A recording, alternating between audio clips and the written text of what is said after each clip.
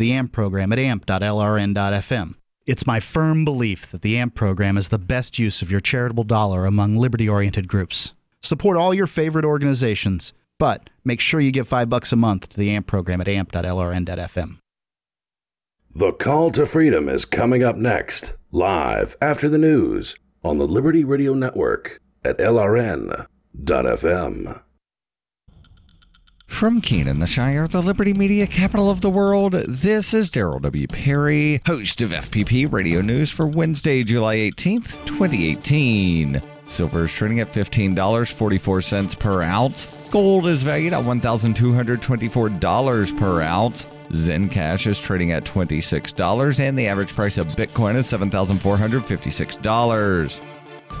Antiwar.com reports while Secretary of the Treasury Steve Mnuchin says that exemptions from U.S. sanctions against Iran will be considered in certain cases, the European Union is apparently not going to be one of them. Secretary of State Mike Pompeo confirmed that he has rejected EU appeals for Iran exemptions. Senior officials from Britain, France, and Germany have all urged the U.S. not to apply the sanctions to EU nations' companies when they start going into effect next month. The EU has passed laws rejecting U.S. sanctions and forbidding their companies from complying with them. Pompeo and Mnuchin told the EU, however, they want unprecedented financial pressure on Iran and that they will not ease any sanctions until they see a tangible change in Iranian policy. Mnuchin says that exemptions are only possible in very specific circumstances where it clearly benefits our national security. He suggested nations that need more time to wind down oil purchases from Iran could be given more time, for instance. India is expected to push hard for such measures, or barring that, a move by the U.S. to release oil from the Strategic Petroleum Reserve to keep oil prices from skyrocketing when Iran is cut off.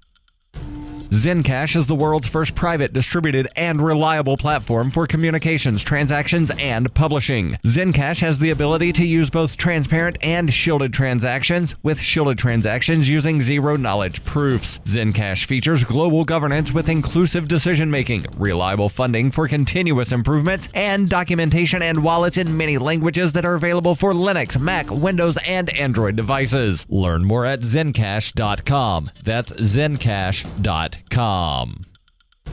UPI reports the U.S. Treasury Department and IRS announced Monday certain tax-exempt organizations will no longer be required to provide personally identifiable information about donors. Under the change, nonprofit organizations such as labor unions, volunteer fire departments, issue advocacy groups, local chambers of commerce, veterans groups, and community service clubs will no longer be required to list the names and addresses of their donors on Schedule B of their annual returns. Treasury Secretary Steve Mnuchin said Americans should not be required to send the IRS information that it doesn't need in order to effectively enforce our tax laws, and the IRS simply does not need tax returns with donor names and addresses to do its job in this area. Previously, Congress directed the IRS to collect donor information of contributors who gave at least $5,000 to charities that accept tax-deductible contributions. The IRS received a full version of the information, while redacted forms were released publicly. Mnuchin said the change will in no way limit transparency, and the same information will still be made available to the public while protecting donor information. He said this new policy for certain tax-exempt organizations will make our tax system simpler and less susceptible to abuse. Senate Republican leader Mitch McConnell of Kentucky praised the decision as a positive development for political donors, saying this decision by the IRS is a move in the right direction to end activist regulators' culture of intimidation to silence political speech. More and more states were using these documents to chill political discourse rather than encourage it. House Democratic leader Nancy Pelosi said the decision would give the IRS fewer tools to determine whether affected groups are following the law.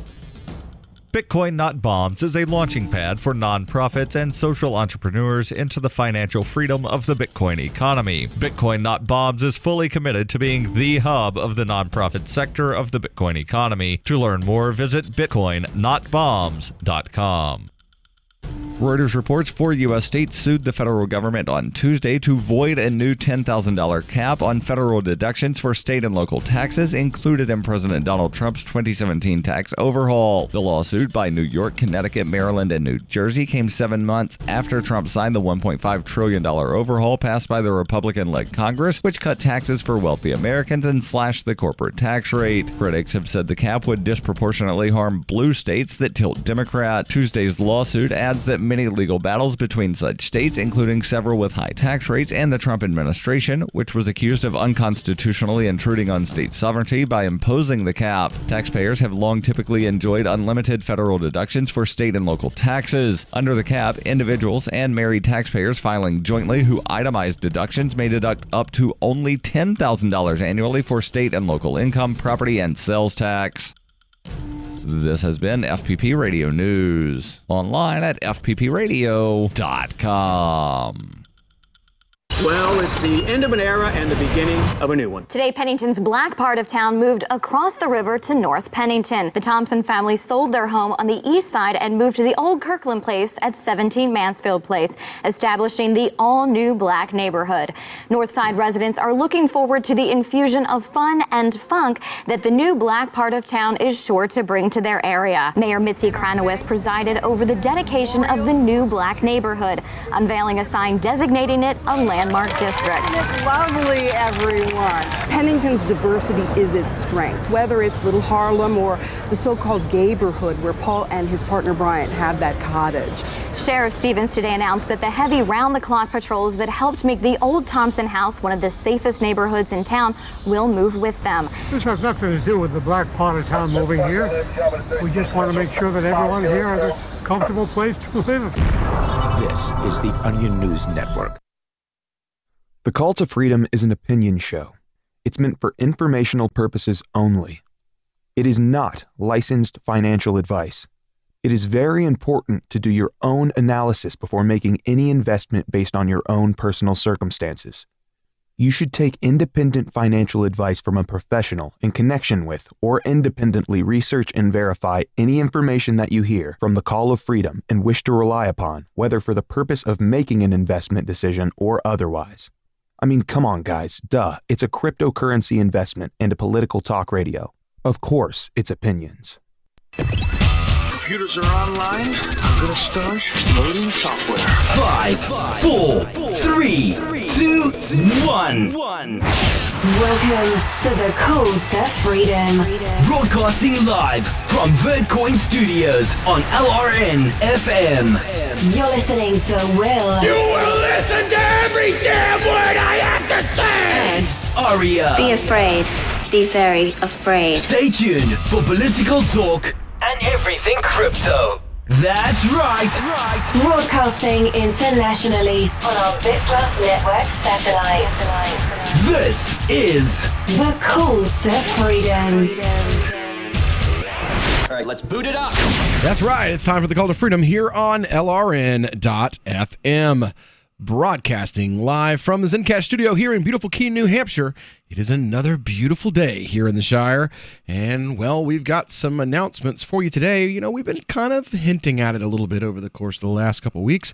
We've been putting together what hopefully will become a new viral video challenge for the summer. We call it the Help ICE Kick the Bucket Challenge. Now, we've heard through lots of our discussions here on the air, right, Aria? Yep. That ICE sucks. Immigration services suck. I actually went through the process with my wife, and it sucks. But for some reason, like everybody was all gung-ho when they were locking babies in cages by themselves. But as soon as Trump was like, well, you know what? We'll lock them up with the mother. Well, Democrats completely wrecked that train. I mean, they did introduce a bill to the House that would abolish ICE, and Republicans said, oh, okay, well, let's have a vote on it then. And Democrats said, wait. You weren't supposed to call our bluff. Yeah. We don't actually want to get this thing passed. We don't actually want to abolish ICE. We just wanted a virtue signal. So instead of using our time on the floor to try to get this bill passed, we're just going to use it to rail against Trump's immigration policy. That's exactly what they said.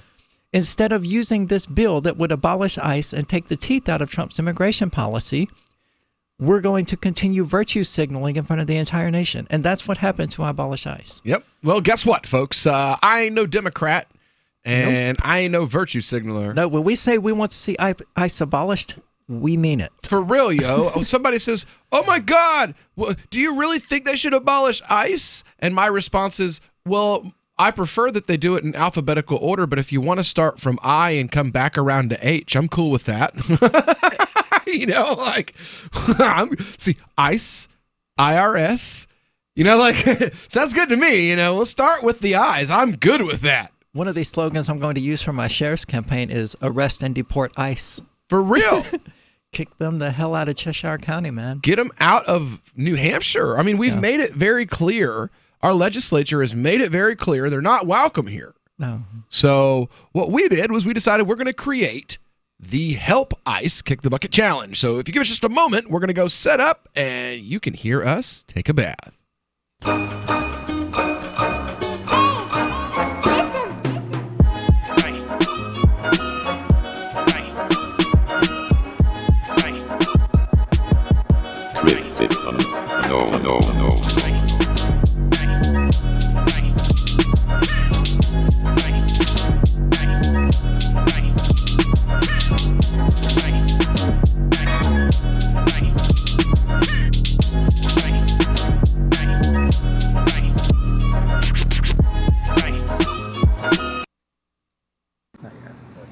Rolling now? All right. So, hey there, guys. This is Will Coley, the host of the Call to Freedom here on LRN.FM.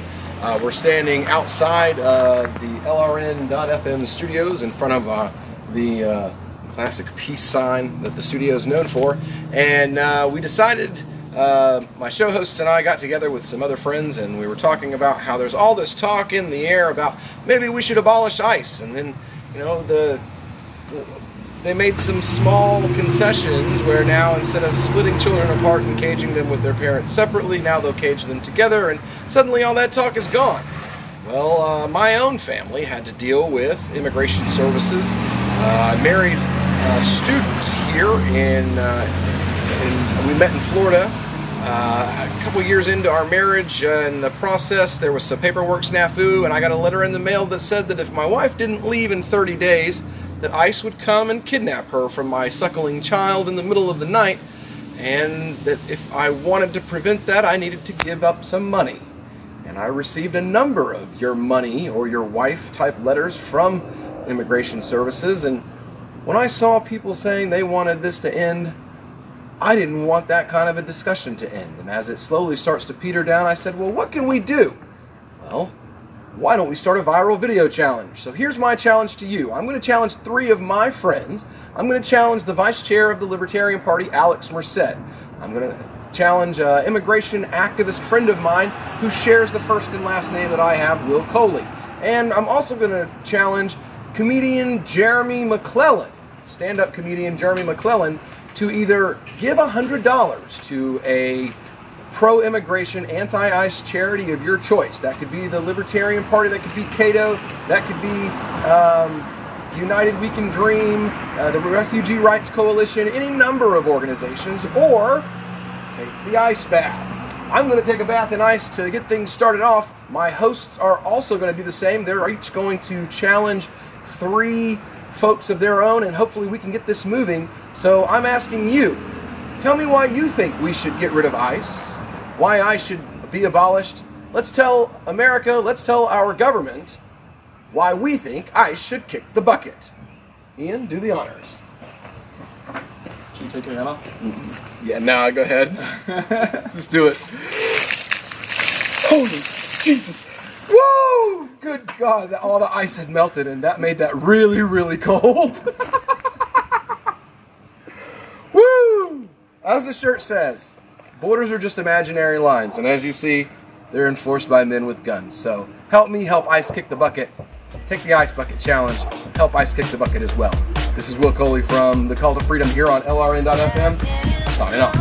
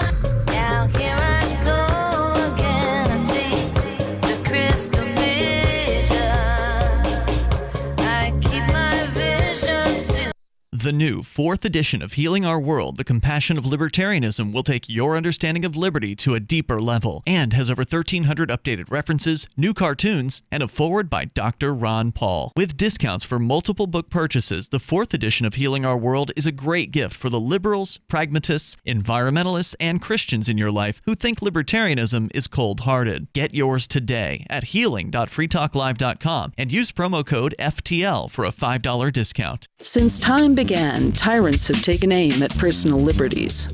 Now there's a movie that aims back. The government has no more right to tell us what to put in our bodies than they have to take our guns or tell us what books we can read. 6 drug police were eaten by bears while raiding a marijuana farm. On your knees, you dirty hippies! Jesus. On your knees! What's the problem, officer? Today, many cops who enforce pot laws do so only because it provides them with cushy jobs, good benefits, and a chance to push people around. I was an undercover narcotics officer. The drug war is nothing but a farce. The Second Amendment says you gotta keep you and your gat intact. Guns and Weed, The Road to Freedom. A film by Michael W. Dean and Nima Vadadi. DVD available now at gunsandweed.com or on Amazon. That's gunsandweed.com. Makes the perfect gift. Remember, that's gunsandweed.com. Did you know we've taken our LRN.FM telephone listen line to a new level with the LRN.FM audio on demand line? Now you can call 712-770-8447 anytime and listen to LRN.FM's live feed. And you can listen to a bunch of our original shows on demand. Long distance fees may apply. Just dial 712-770-8447 and choose from the menu. 712-770-8447. Cell 411 is a free app for Android and iOS that replaces government-controlled 911.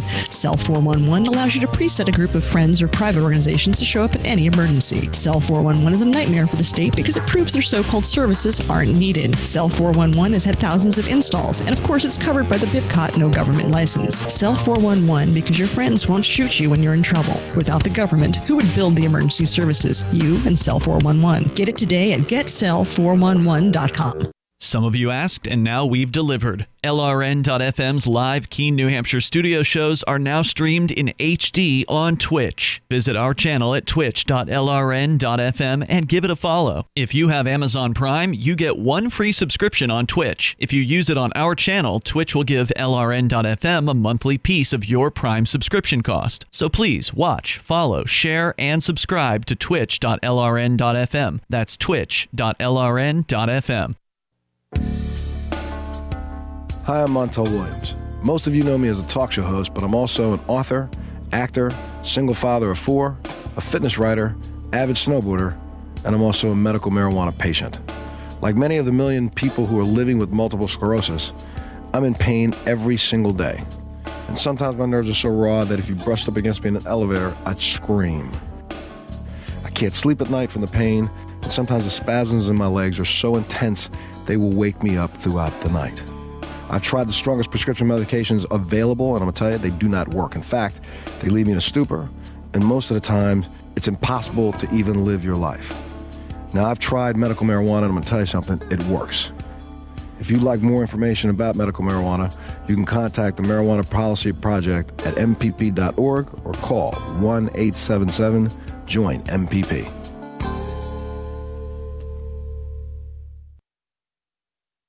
You're listening to the best liberty-oriented audio streamed around the clock, on the air, and online. This is the Liberty Radio Network at LRN.FM. You are listening to the Call to Freedom on LRN.FM. Unasikiliza wito wa uhuru katika LRN.FM. Here's a little song I wrote. You might want to sing it note for note. Don't worry. Be happy. In every life we have some trouble, but when you worry you make it double. Don't worry. Be happy. Don't worry. Be happy now. Don't worry. Be happy. Don't worry. Be happy.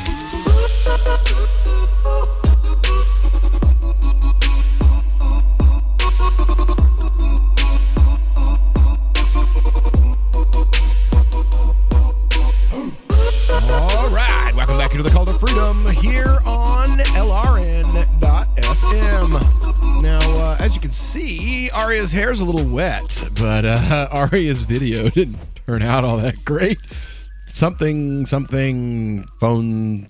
Yeah, we're going to redo it, though. We're going to redo it, though. Okay, so yeah, Ian's going to dump the bucket on me at the 5 o'clock break, and we're going to film it again. Yeah. This is going to be fun. No, it's not. It was fun the first time. It was fun the first time. It's going to be funnier the second time because you got to put those wet clothes back on so that no, you don't have. let me do that. I've got other clothes I can change it to. Oh, you do? Oh. Okay.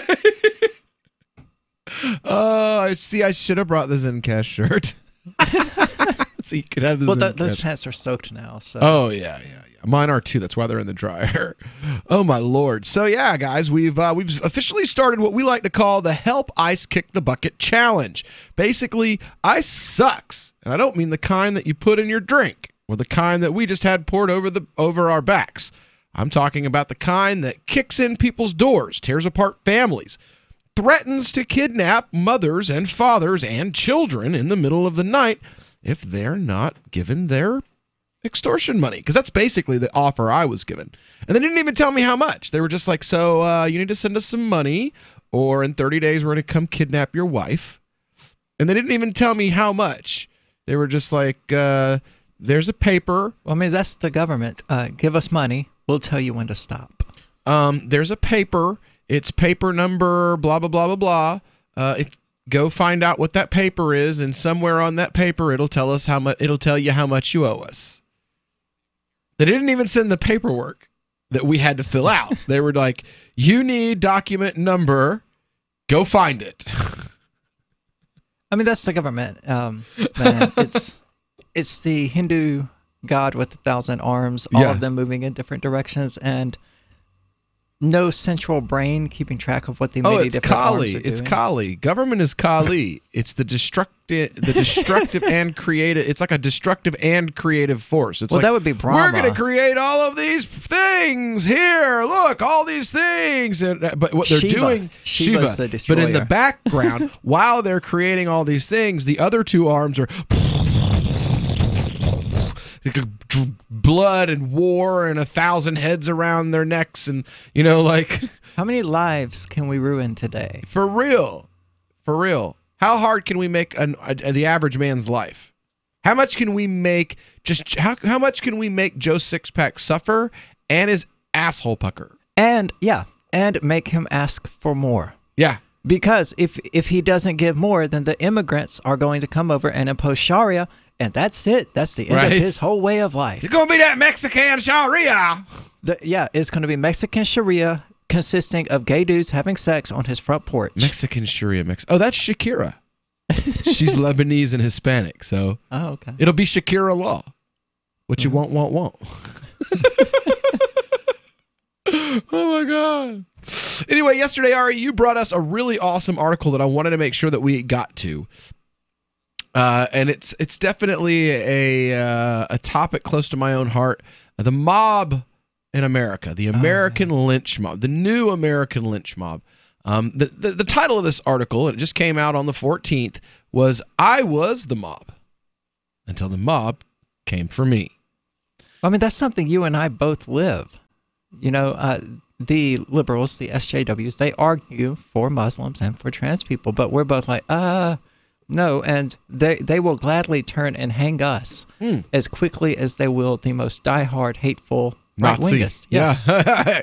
You could be, they like literal Nazis more than they like us. Yeah, because we've committed this huge treachery against. Yes. Well, the best part, how dare you speak for yourself? Sit down, shut up, and let me speak for you. Well, yeah, like as a white Muslim, the right-wingers are like, oh my God, you're a traitor to your race, to your culture, to your religion, to your family, to everything that America stands for. And then I go to the Muslims, I'm like, look, man, like I'm Muslim now, and these people hate me. And they're like, you're not Muslim, you're white. Excuse me, but your level of how credible you are is directly connected to the level of melanin in your skin. It's like, what? We hate you. They don't hate you. They don't hate you like they hate us. No, you're right. They hate me in a different way that's more severe. They just hate you because you look different than them. Yeah, you're the equivalent of a race traitor. Yeah, they hate me on a philosophical, family, like a blood skin level, you know, like they don't like you because you're different. They hate me because I became one of you. It's a whole different dichotomy. You don't know what it's like. That's interesting. You they don't hate know them what it's because like. they were born different, but they hate you because you became different. Yeah. Because I embraced it. Yeah. Interesting. I took it on myself. And it would be okay if I was a person of color and I embraced it. But specifically because I'm white and I did it, there's like this whole new dichotomy of like, oh, well, you know, you really just want it to be, you know, you're genetically, this isn't racism. You're genetically predisposed as a white person to want to own slaves.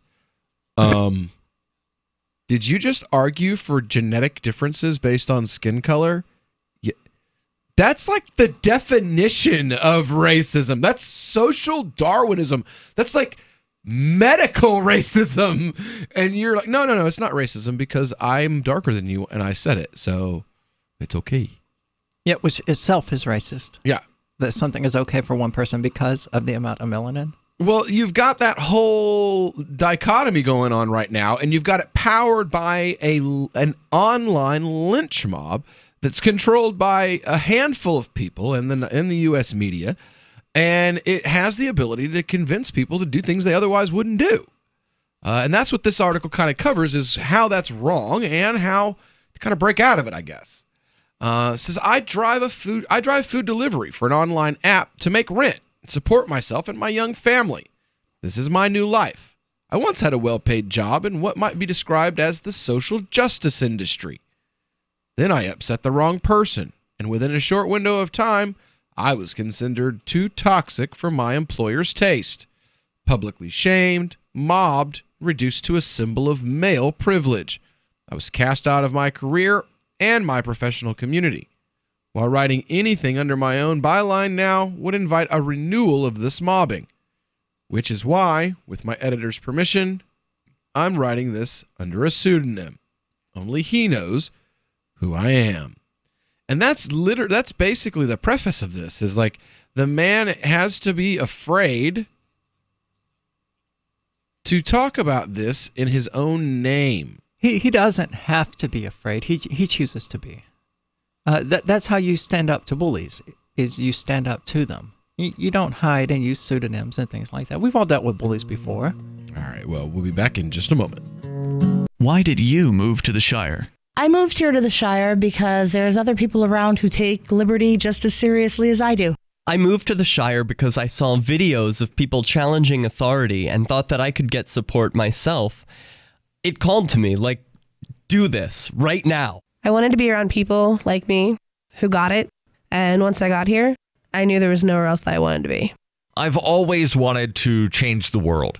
So I moved to the Shire to join people who were actually working towards doing the same thing. The people here are awesome, loving, and positive. It was for the adventure and for the feeling of something important is happening here. And I just wanted to come to sort of be part of that. Visit ShireSociety.com to read and sign the Shire Society Declaration and learn the reasons why, if you love liberty, you should immigrate to the Shire. Plus, add yourself to the Shire map at ShireSociety.com. That's ShireSociety.com. We've all heard about blockchain assets like Dogecoin, Ether, and Ripple. Bitcoin isn't the only player in the blockchain game any longer. And for those of us wondering how to get our hands on these digital assets, finally, there's a solution. Shapeshift.io allows you to buy and sell between your digital assets and Bitcoin instantly between your own digital wallets. I've used it with ease. Shapeshift.io. There's no account or email address needed. You send them the crypto you want to sell. They send back the crypto you want to buy. It's that easy. Shapeshift.io. So the protection of life, liberty, and property is what the Free State Project is all about. But it's an effort to move 20,000 people who understand. It's about demonstrating to the entire country that, yeah, we can have a free market, a truly free market. Making it just a freer, great place to live. It's the world's largest voluntarist libertarian community, and it's only getting bigger. That's amazing, to be able to move to a place where other people passionately believe in being free and independent. What the Free State Project is managing to do, though, is to put their money where their mouth is. It's physically getting up across the country and saying, let's go someplace and let's demonstrate the power of these ideas. There's a lot of kind of philosophy that surrounds liberty. There's a lot of thinking about it and talking about it. But here in New Hampshire, people are doing it.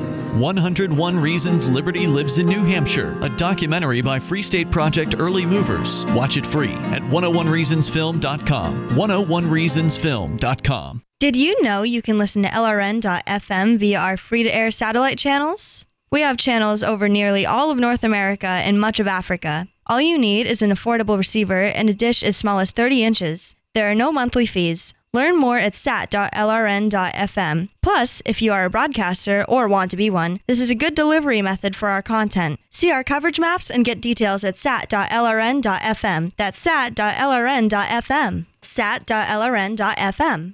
The easiest thing in the world for a reader to do is to stop reading, according to the late, great Barney Kilgore, who became managing editor of the Wall Street Journal in 1941 and grew the paper's circulation from 33,000 to 1 million by the 60s. And he'd be pleased to know that his paper is one of the few that people now pay to read online. Someone else pre-internet who realized that attention is fragile?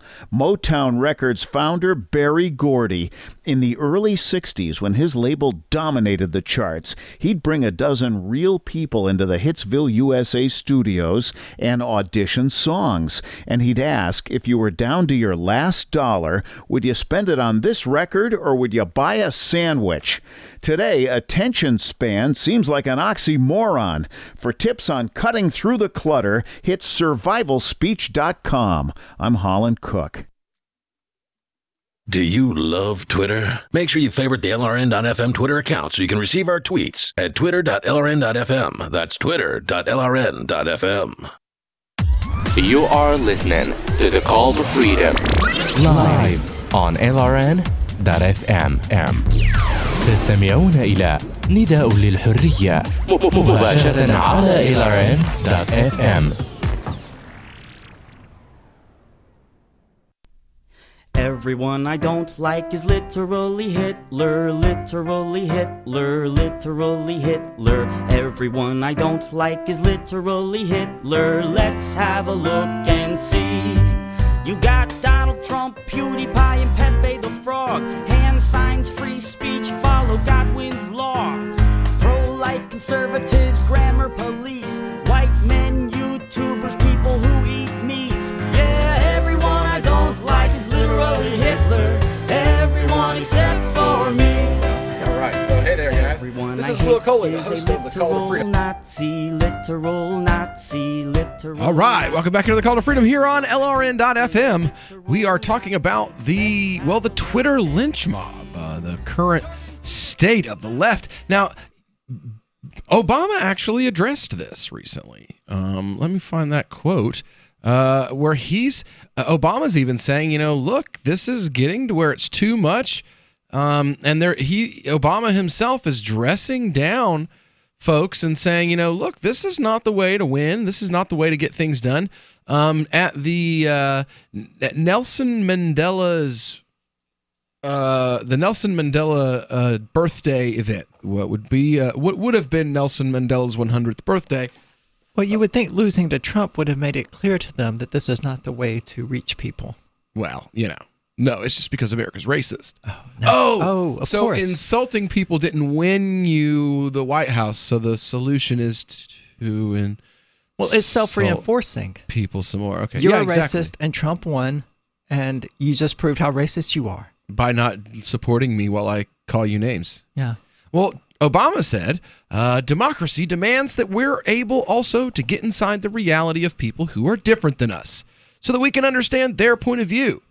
Maybe we can change their mind. Maybe they'll change ours. You can't do this if you just out of hand disregard what your opponent has to say from the start. And you can't do that if you insist that those who aren't like you, because they're white or because they're male, that somehow there's no way they can understand what you're feeling, that somehow they lack standing to speak on certain matters. Go Obama. For real. Now, if only he'd said that while he was in office for 8 years. Yeah. I mean, this developed under Obama. It did. This developed during his presidency. But still, that's a powerful sentiment for him to express. It is. And Reason.com actually acknowledged it. I was very happy to see that. But back to the article here says, in my previous life, I was a self-righteous social justice crusader.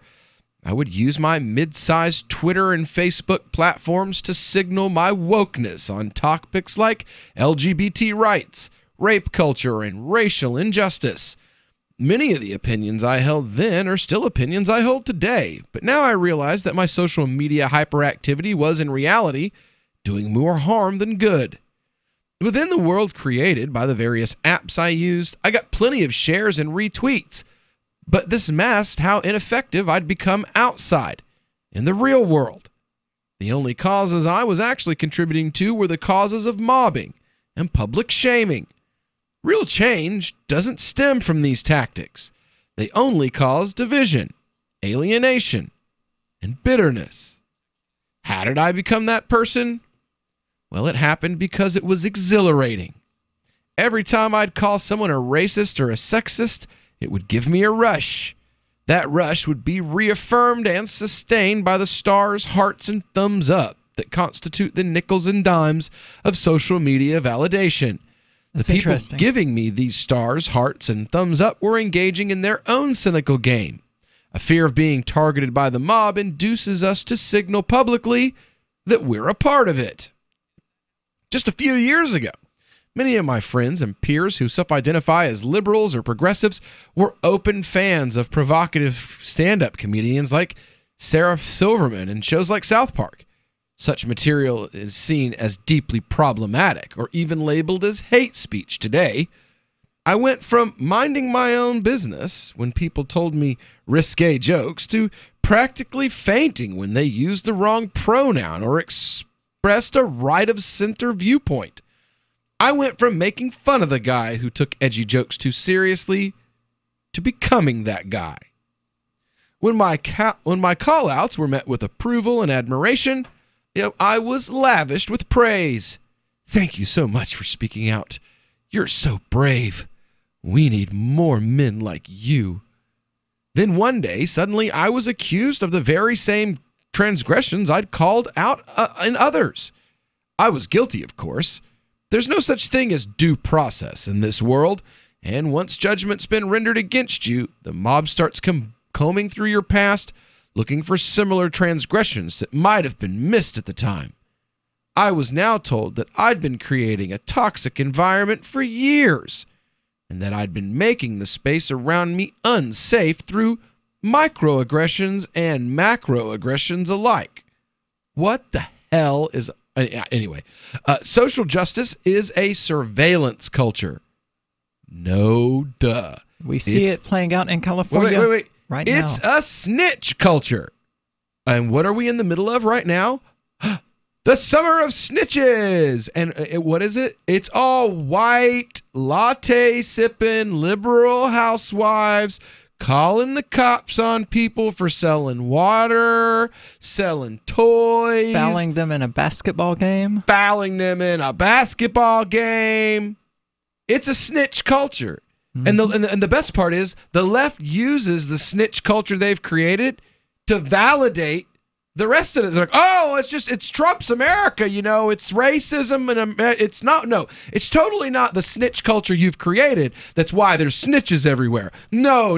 It's because it's America. And you know what? When the snitches were snitching on little white girls in middle suburbia selling lemonade, and I was outraged, you called me an extremist. But now that it's a little black girl that got the neighbor that got called for selling bottled water, suddenly it's an issue because now you can be like, oh, well, it's racism. It's Trump's America. It's this doesn't have anything with us and the fact that we've created a culture of snitching. No.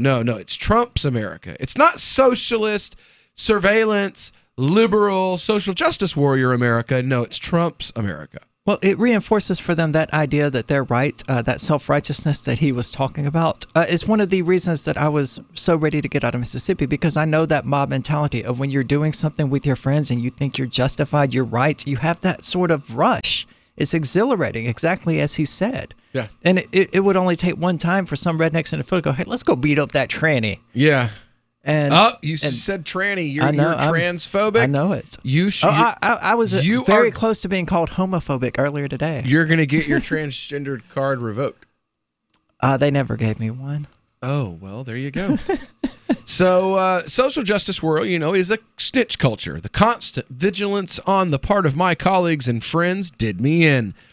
That's why I'm delivering sushi and pizza. Not that I'm complaining. It's honest work, and it led me to rediscover how to interact with people in the real world.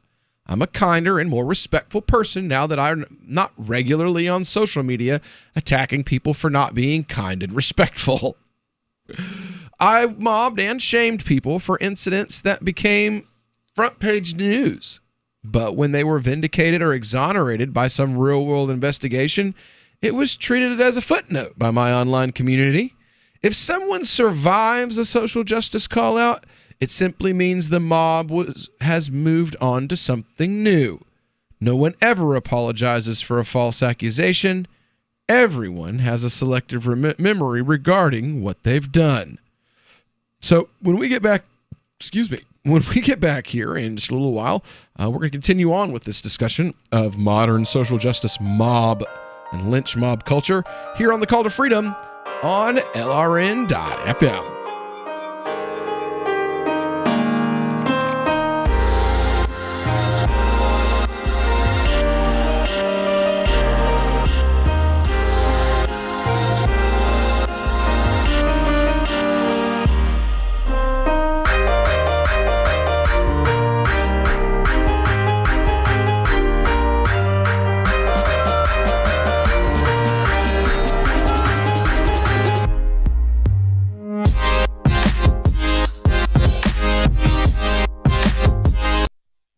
When you hear the word lobbyist, you probably think about greedy corporations, but not all lobbyists are the same. Some are fighting for the freedoms you hold dear. Liberty Lobby LLC is doing just that in New Hampshire, working hard to represent you, not some special interest group. You can help by going to libertylobby.info, where your contribution will give us the tools we need to ensure that your voice is heard. Visit libertylobby.info today to find out more. Free Talk Live. As long as the majority of people say that you can't smoke in public, or the majority of people say you can't have a windmill in your yard, or the majority of people say you can't wear your pants down around your butt, or the majority of people say that you can't contract to live with the person you want to live with, or the majority of the people say that you've got to pay for public schools. As long as the majority says it, it must be okay, because crowds have wisdom. Oh, come on. Nonsense. Crowds lynched people for being witches. There's so many instances in history where we acknowledge now that the majority was massively and horribly wrong. Yes. But why aren't we acknowledging it?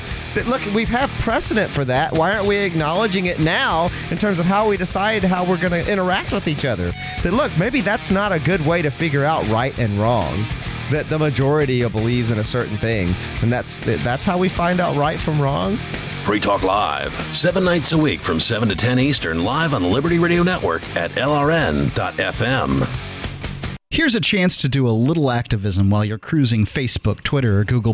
Between the LOL cats, the recipes, the hot girls, and the inspirational sunrise memes, Free Talk Live's posts pass by your newsfeed. Like them, comment. It gives us more exposure. If you don't see our posts, click like at facebook.freetalklive.com and then hover over it to click Get Notifications. It's an easy way to spread the ideas of liberty a bit further. I know you're busy, but you can spare that 1/10 of a calorie it takes to click on something. facebook.freetalklive.com.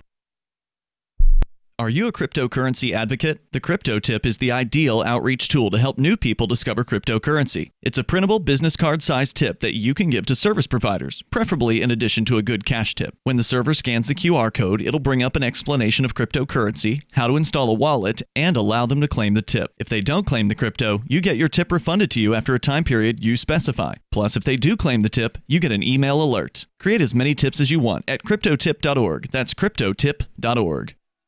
Now that you've found the Liberty Radio Network at LRN.FM, you may want to help expose others to our great programs. To assist you in doing so, you'll find resources at promote.lrn.fm, including details on how to get a free bumper sticker, quarter-page flyers you can print out and distribute, banners for your website, as well as files that will allow you to make your own custom banners and graphics. Visit promote.lrn.fm and help bring new listeners to the Liberty Radio Network. That's promote.lrn.fm. Is spreading the message of liberty, cryptocurrency, and peace around the globe worth $2 per month to you? As you may already know, in addition to our internet feed, LRN.FM broadcasts on free-to-air satellite across North and Central America, as well as Sub-Saharan Africa. And we've been available on satellite for free 24/7 since 2010.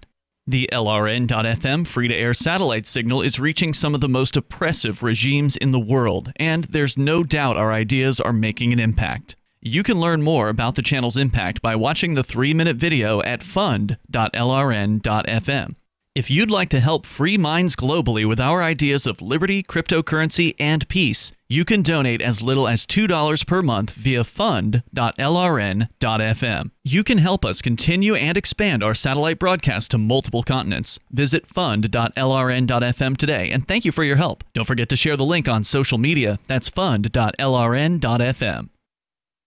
You can put the Liberty Radio Network on the air in your area. Visit broadcast.lrn.fm to learn how. Broadcast.lrn.fm. This is Angel Clark, and you're listening to The Call to Freedom on LRN.fm.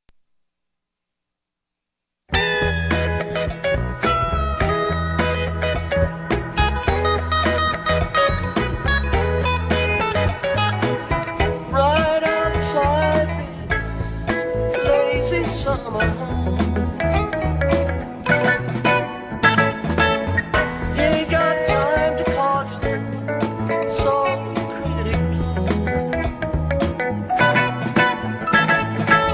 right outside the lazy game of winter summer. All right, welcome back here to the Call to Freedom here on LRN.FM. Broadcasting live from our Zencash studio in beautiful Keene, New Hampshire. It is, it's the last segment of our first hour here on the show.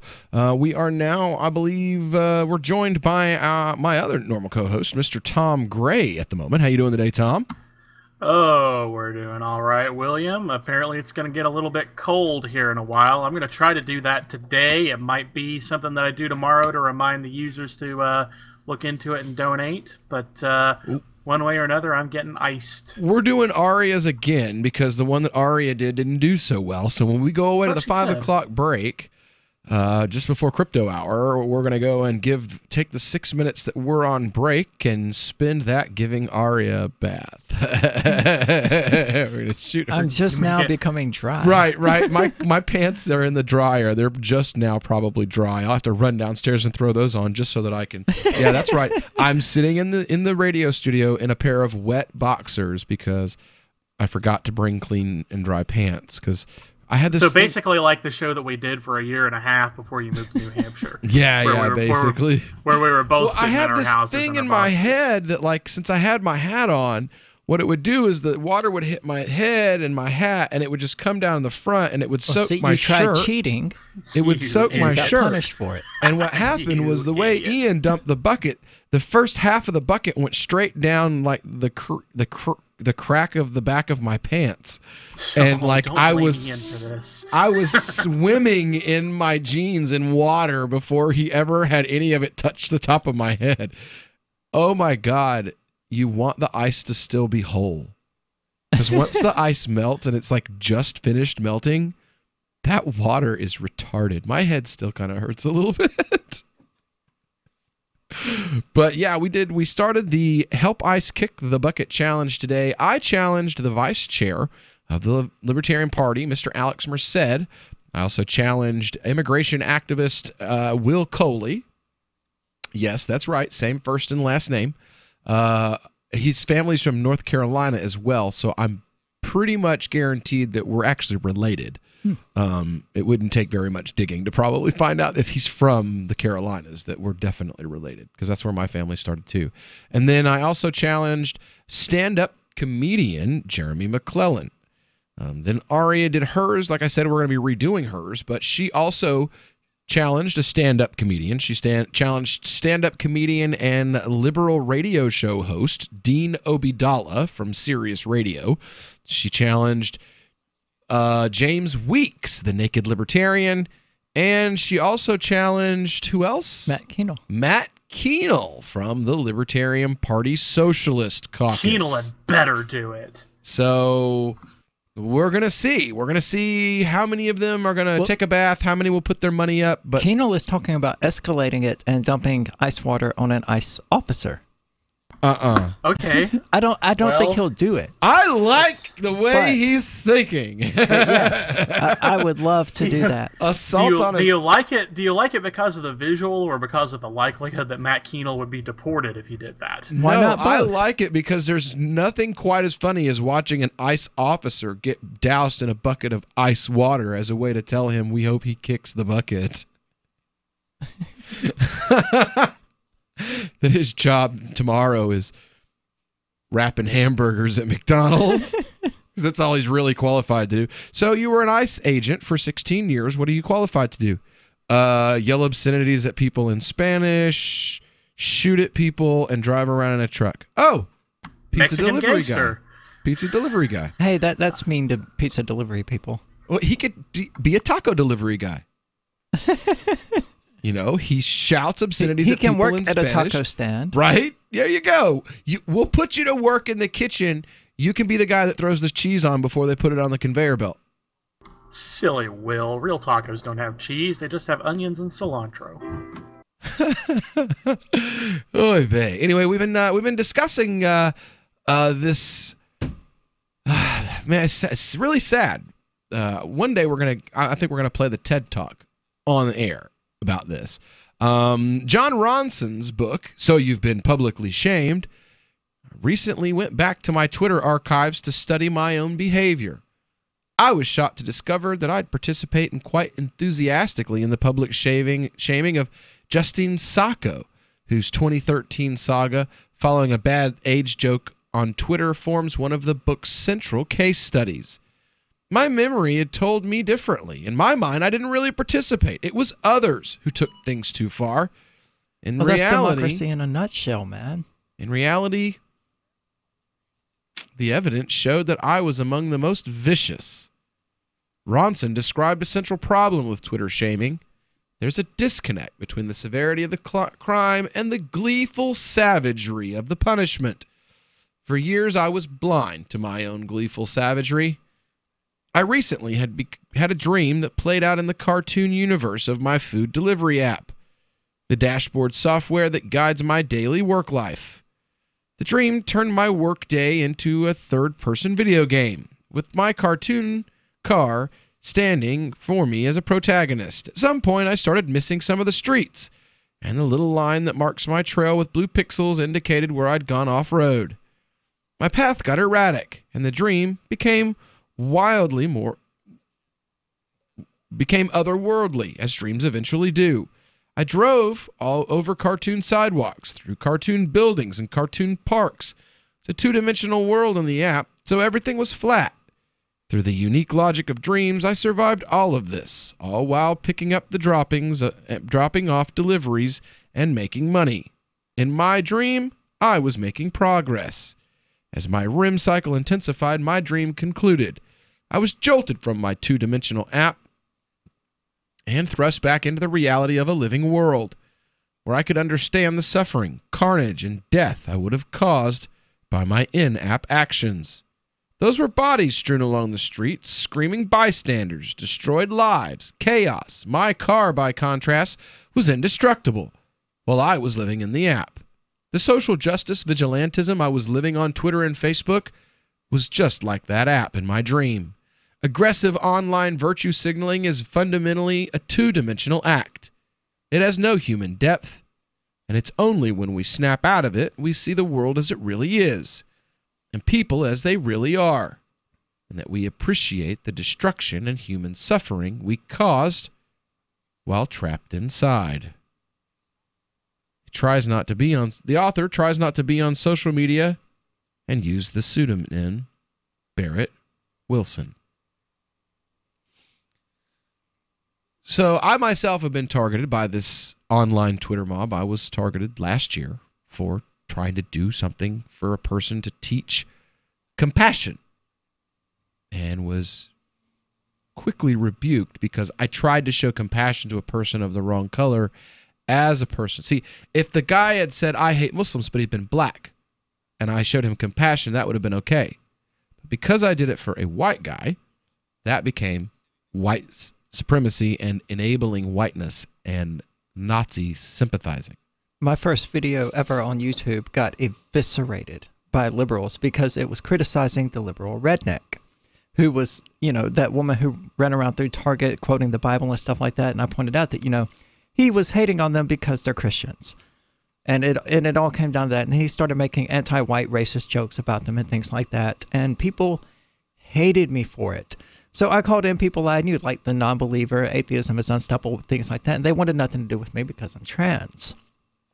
So allies on both sides, just one washed their hands of me, the other was busy eviscerating me because I wouldn't join out in. Of your lane. Yeah, I wouldn't join in. I love that term now. That's the new term. Out of your lane. Excuse me. I thought we got rid of that with desegregation, that there was no your place and my place anymore. And that for a person of one color to think that a person of another color should, quote, know their place or stay in their lane has always and will always be an extremely, extremely racist statement.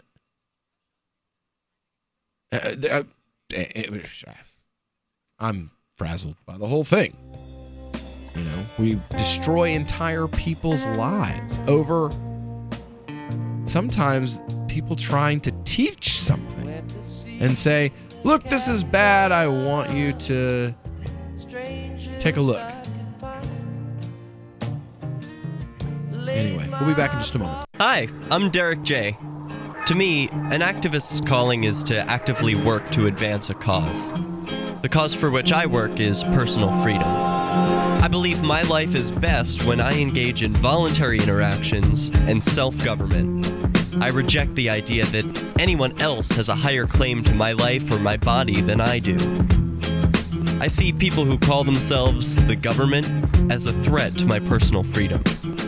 I realize you may feel differently, but my relationship with the people who call themselves the government is completely involuntary. If Starbucks used some of its money to drop bombs, I wouldn't shop there. So why would I support the American empire? The empire does not require my consent. Derek J's Victimless Crime Spree. Watch it for free and order the Director's Cut DVD at victimlesscrimespree.com. That's victimlesscrimespree.com. LRN.FM is proud to announce our official listening apps for Android and iOS devices.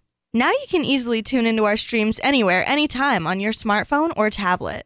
Just visit apps.lrn.fm or search for LRN.FM in the Android or Apple app stores.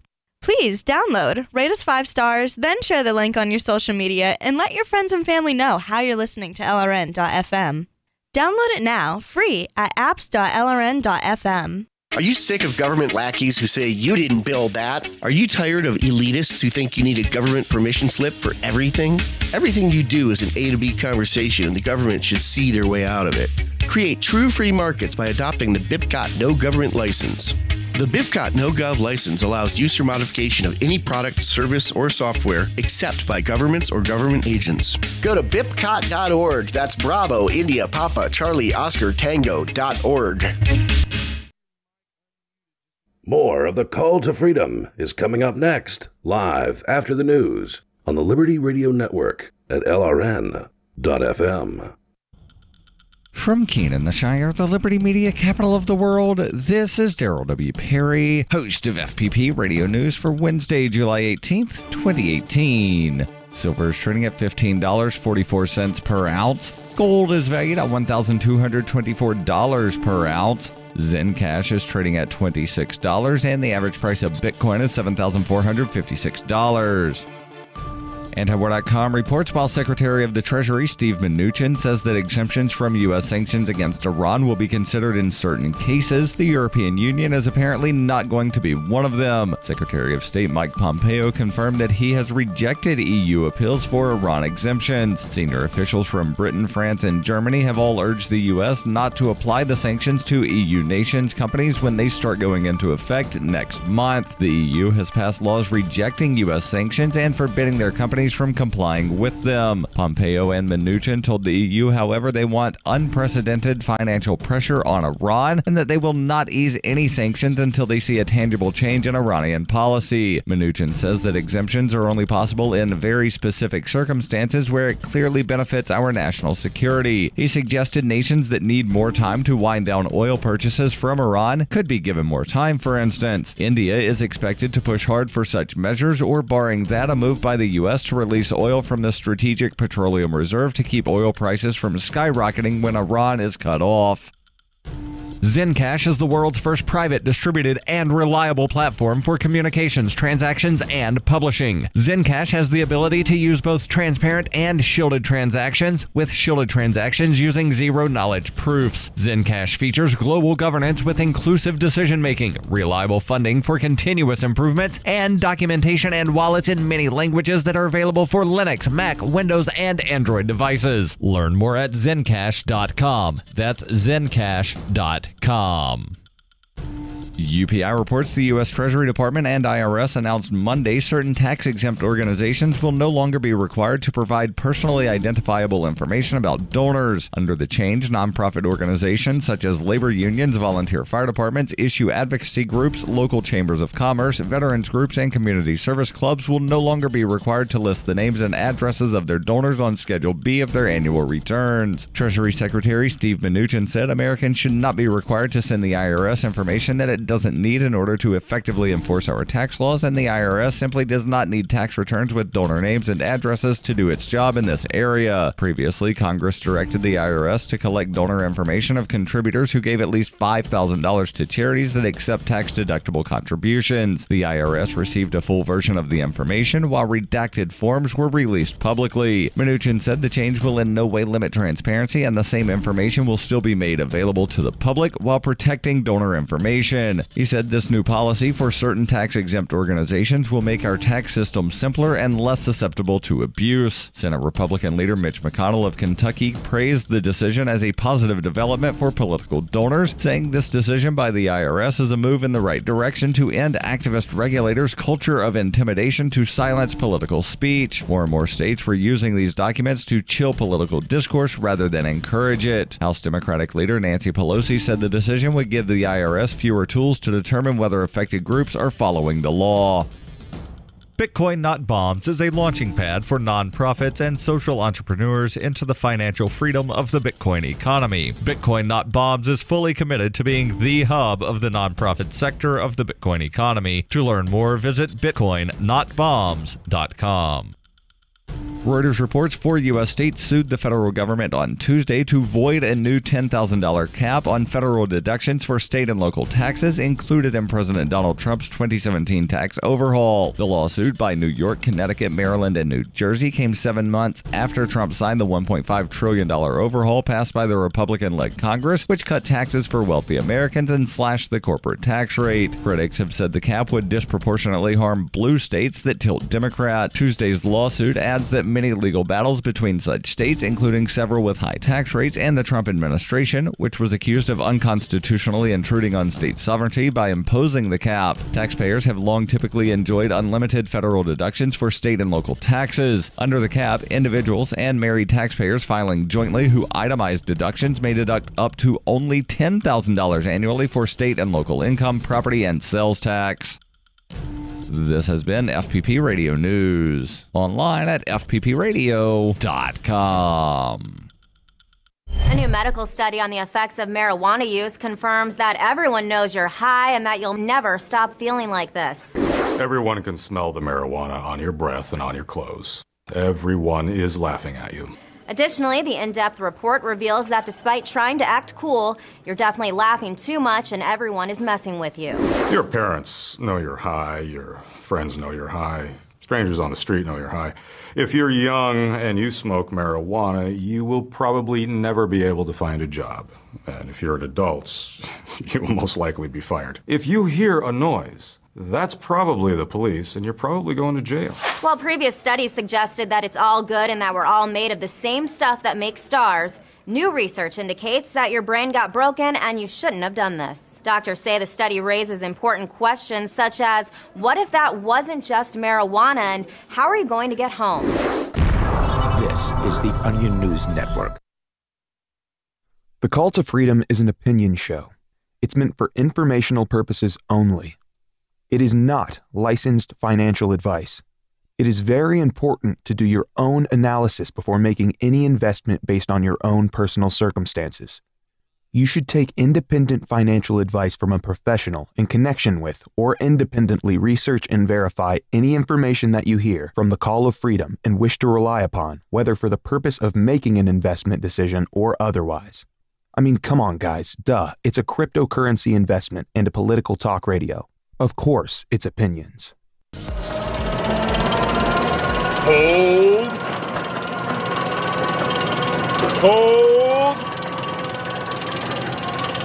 Hold.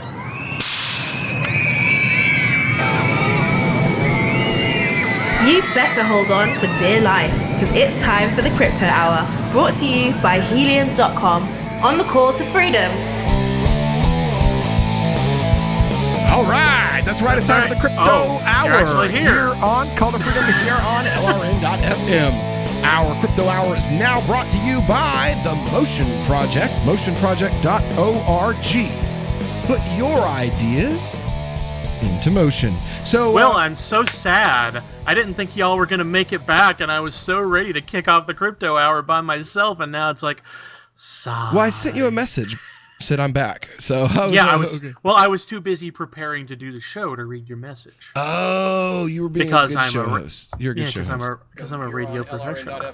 So, why am I playing over there? Oh, there we go. All right.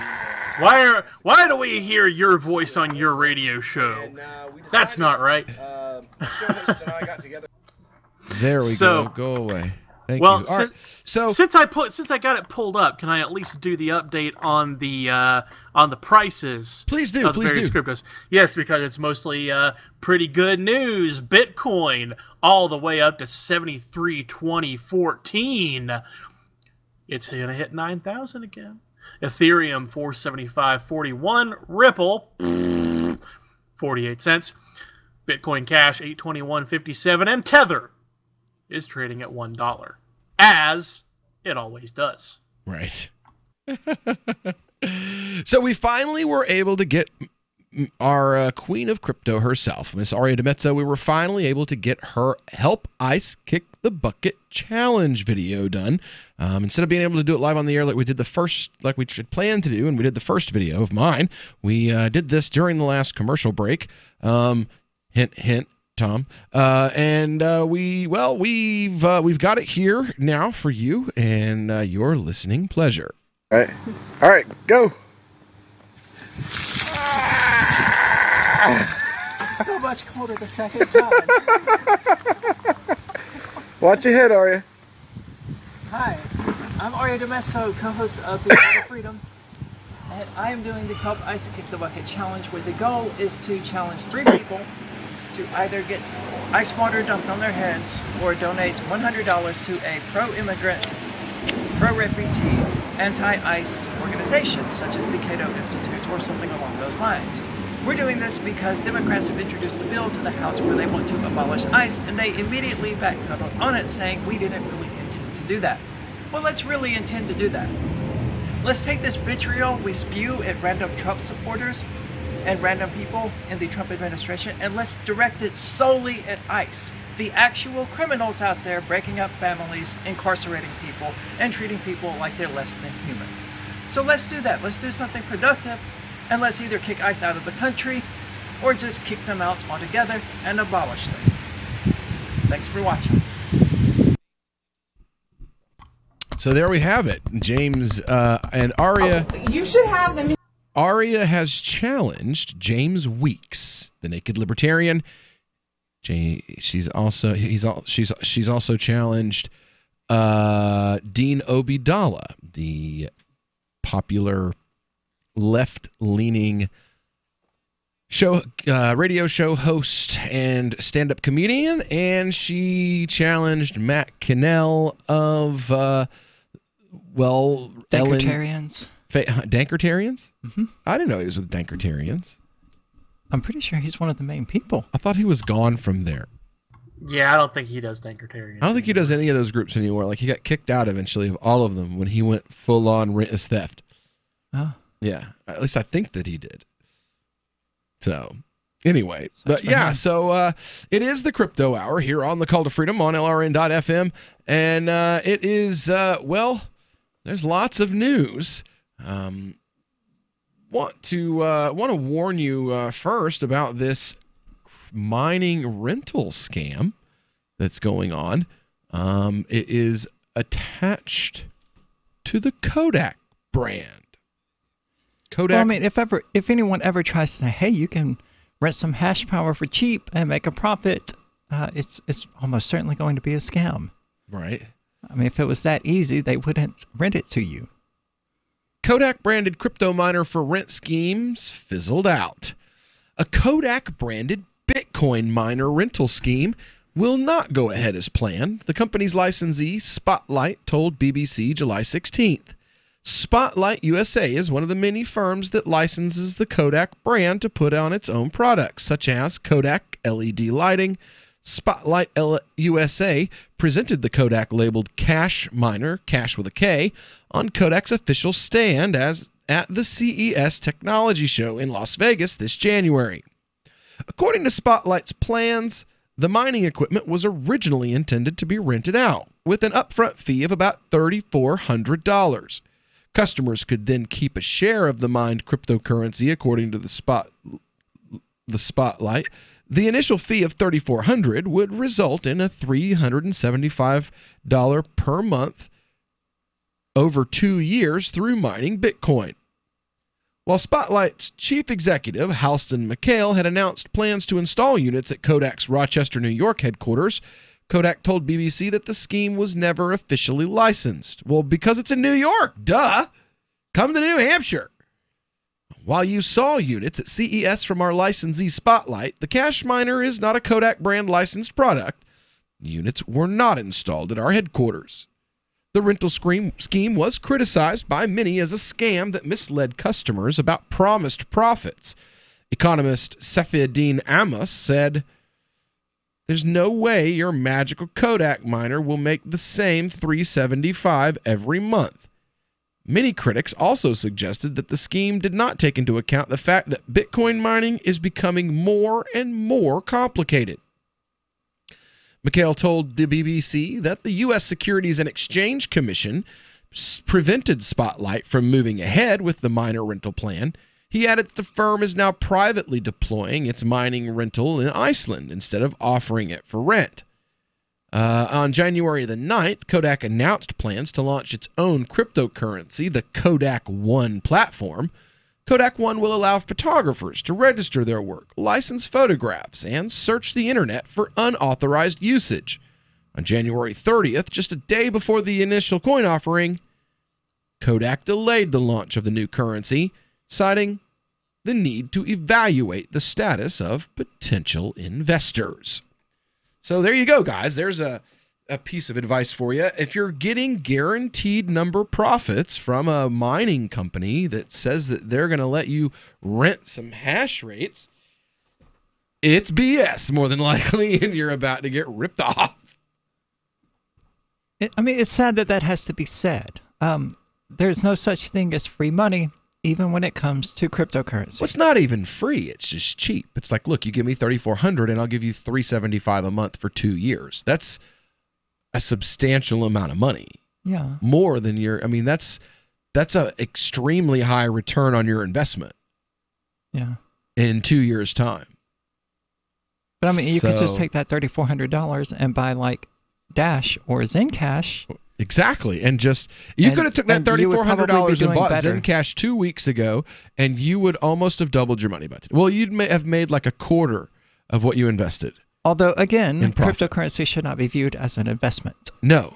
No. But the point still stands that it is good money, most of it, and that converting your money out of fiat into cryptocurrency is more likely to yield higher returns, than keeping it in fiat. As your paper dollars slowly lose value through inflation every day they're in your pocket, I get to watch my crypto grow.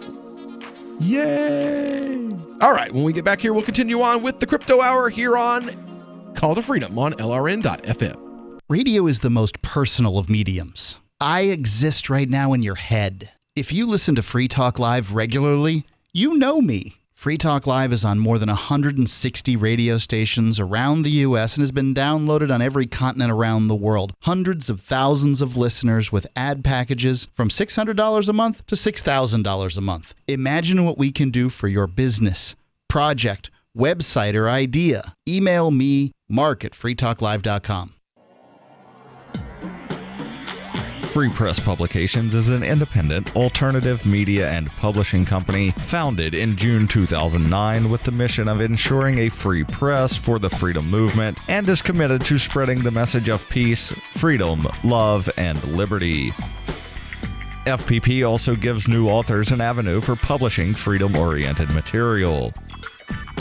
FPP brings you daily news and commentary on the website fpp.cc, as well as a daily 5-minute newscast, FPP Radio News, and weekly news, views, and commentary in the FPP Freedom Minute and Peace, Love, Liberty Radio at fppradio.com, and the monthly newspaper FPP News at news.fpp.cc. Find FPP online at fpp.cc. That's fpp.cc, as in Creative Commons. There are lots of ways to listen to Free Talk Live. Our podcast has been around since podcasts began, and now the FTL feed is loaded with content besides our full show archives. Did you know that we make it easy for you to customize your podcast subscriptions? We have different feeds, one that includes only our full shows, one with just the Daily Digest, and one with just the Edgington Post. You decide what you listen to. It's quick and easy to customize your feeds at feeds.freetalklive.com. That's feeds.freetalklive.com. This Your Family Today tip is brought to you by Boost Kid Essentials Nutritionally Complete Drink, providing your picky eater with essential nutrition and great taste in one drink. Visit us at kidessentials.com. To make sure your kids eat healthy, follow the 5-a-day plan. Serve 3 servings of vegetables and 2 servings of fruit daily. Remember, a serving could just mean a piece of fruit or a half cup of veggies. If your kids are picky eaters, ask a nutritionist about other sources. For more tips like these, visit us at parenthood.com/yourfamilytoday. LRN.FM now has a Discord. Discord is a free text and voice chat platform, and we now have our own server with a bunch of channels at discord.lrn.fm. You can join other listeners as they chat about various things during our live shows, or anytime, day or night. Discord software is available cross-platform, so you can have it on whatever device you want and take your chats anywhere. Join our Discord at discord.lrn.fm. That's discord.lrn.fm. On Free Talk Live, we're bringing people to the ideas of liberty every day. From wrestling superstars like Glenn Jacobs. You guys really are having an impact, I believe. Like I said, a lot of where I am now is due to listening to Free Talk Live. You changed my mind on some very important issues years ago. To random people tuning in on the radio. I was kind of stuck in the left-right paradigm. I heard your show by chance on a Saturday night. From there, I went on, joined the Free State Project, and become an amplifier. So, I mean, that's really the reason why I amp is because I know that if it wasn't for you guys being on as many stations as you are, I never would have found the ideas of liberty. Your amp will directly change more lives by getting Free Talk Live in front of people looking for talk radio online and on the air. When you amp Free Talk Live, you get perks like access to the AMP-only Facebook group and AMP podcast. Visit amp.freetalklive.com. Help get LRN.FM into more ears. Visit promote.lrn.fm for a free bumper sticker, flyers, banners, graphics, and more. Promote.lrn.fm. You're listening to The Call to Freedom on LRN.FM. تستمتعون إلى برنامج نداء للحرية مباشرة على LRN.FM. Hey everybody, my name is Carlos Matos and I am coming from New York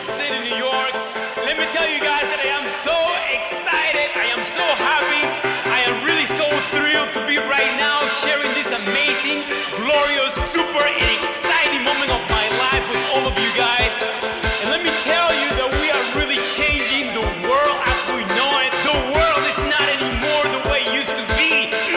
No, no, no. Be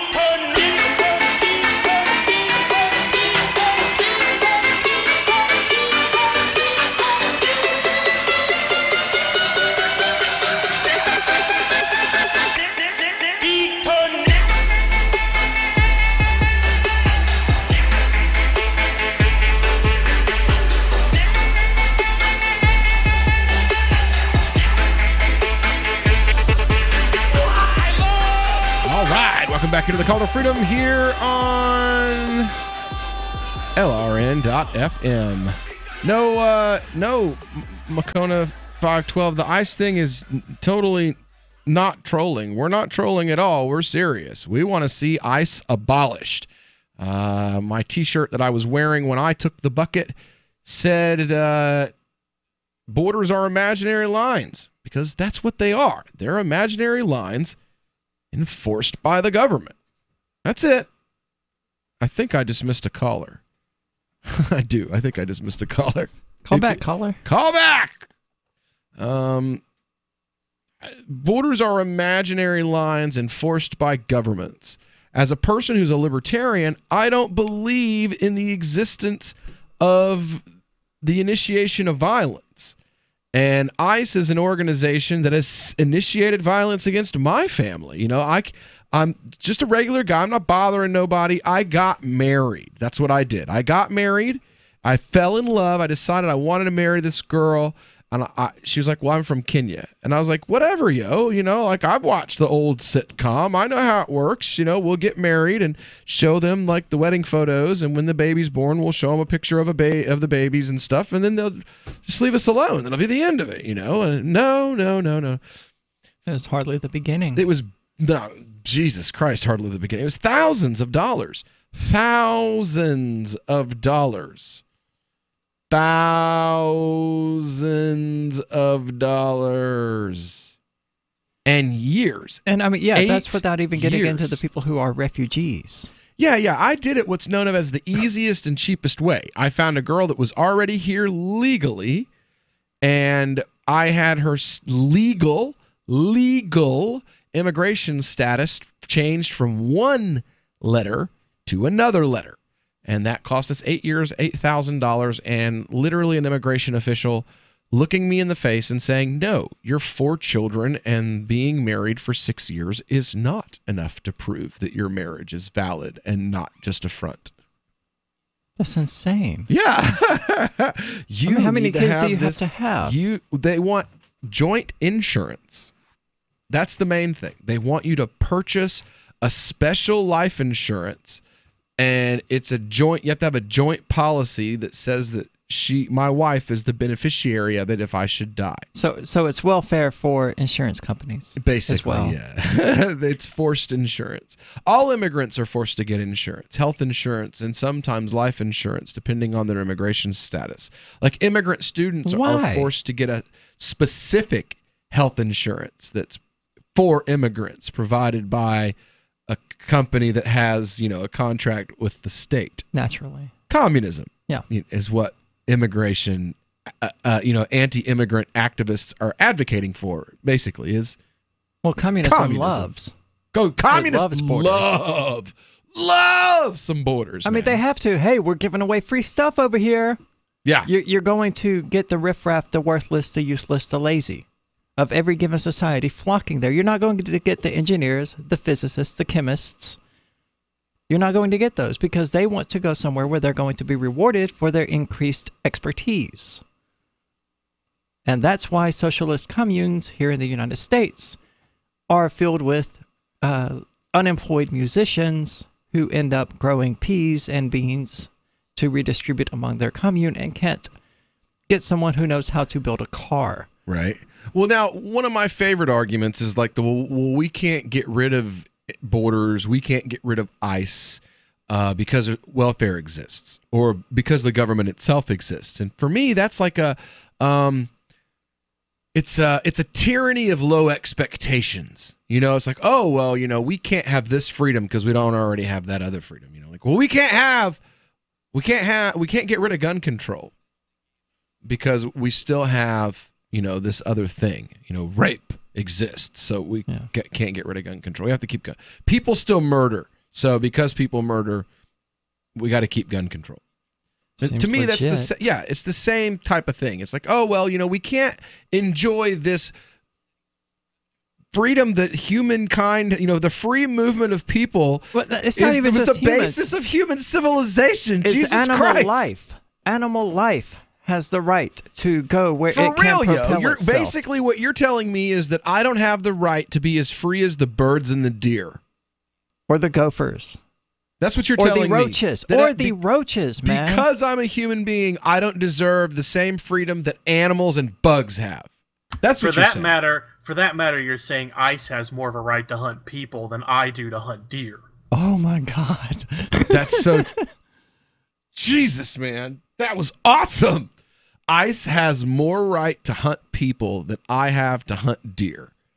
That's pretty good. That is a powerful statement. What's true? I'm just saying. Because I'm in just certain saying. areas up north, there's areas that you would, especially me, because I'm not technically supposed to cross that border. The government won't give me a permission slip to do so. Did you shoot one of the king's deer? If I was they'll in the execute forest, you for that. I could crisscross the Canadian and North New Hampshire border over and over again while foraging through the forest looking for a deer to shoot, and that would be a felony in both countries.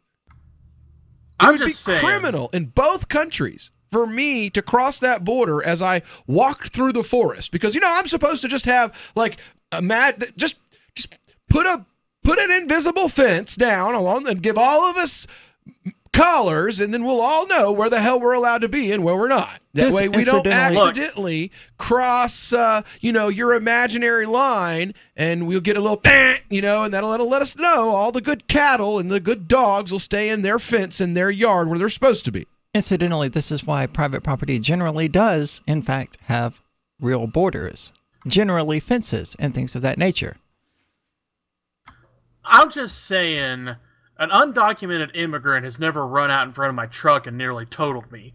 3 deer have done that this year. Right. The state of Tennessee says I can't shoot any of them. Right?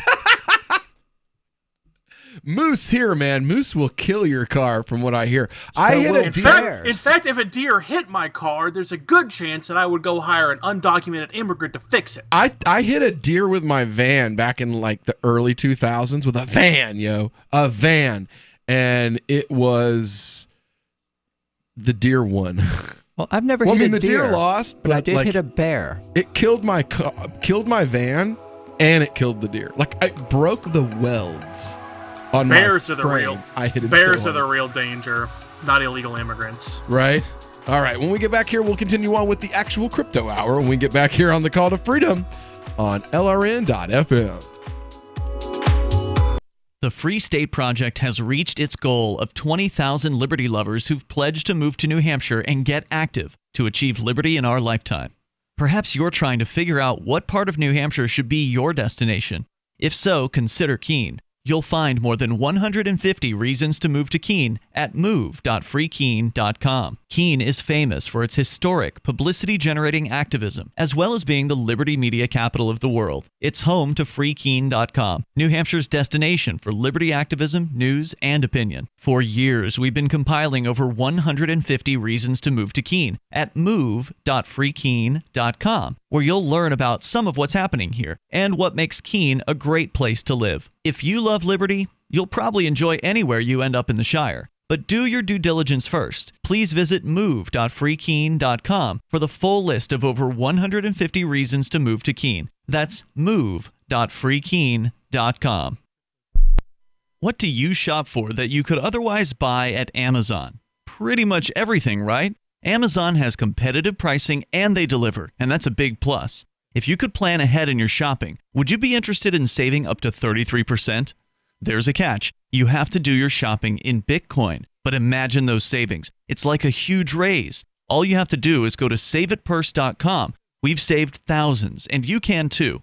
Plan ahead and save. SaveItPurse.com. This is Michael Dean from the Freedom Fiends. I've run websites since 1996 and have used over a dozen web hosts in that time. AgristHosting.com is the only one that hasn't broken my heart. Agrist Hosting's uptime and service is stellar, and their DDoS mitigation is the best I've seen. That's important because if you tell the truth in this world, you'll ruffle feathers. And some people will try dirty tricks to silence your voice. No matter what the haters hit us with, Agrist Hosting keeps our websites online. If you have a mission-critical commercial presence or a world-changing activism site, you cannot tolerate any skullduggery. So go with agristhosting.com. Have a WordPress or blog site, but you're not satisfied with performance or uptime? Or just want raw hosting? Want to pay with Bitcoin? Agrist Hosting specializes in high-performance hosting with personalized service. Go to agristhosting.com and click on the button that says Get Hosted. That's agristhosting.com.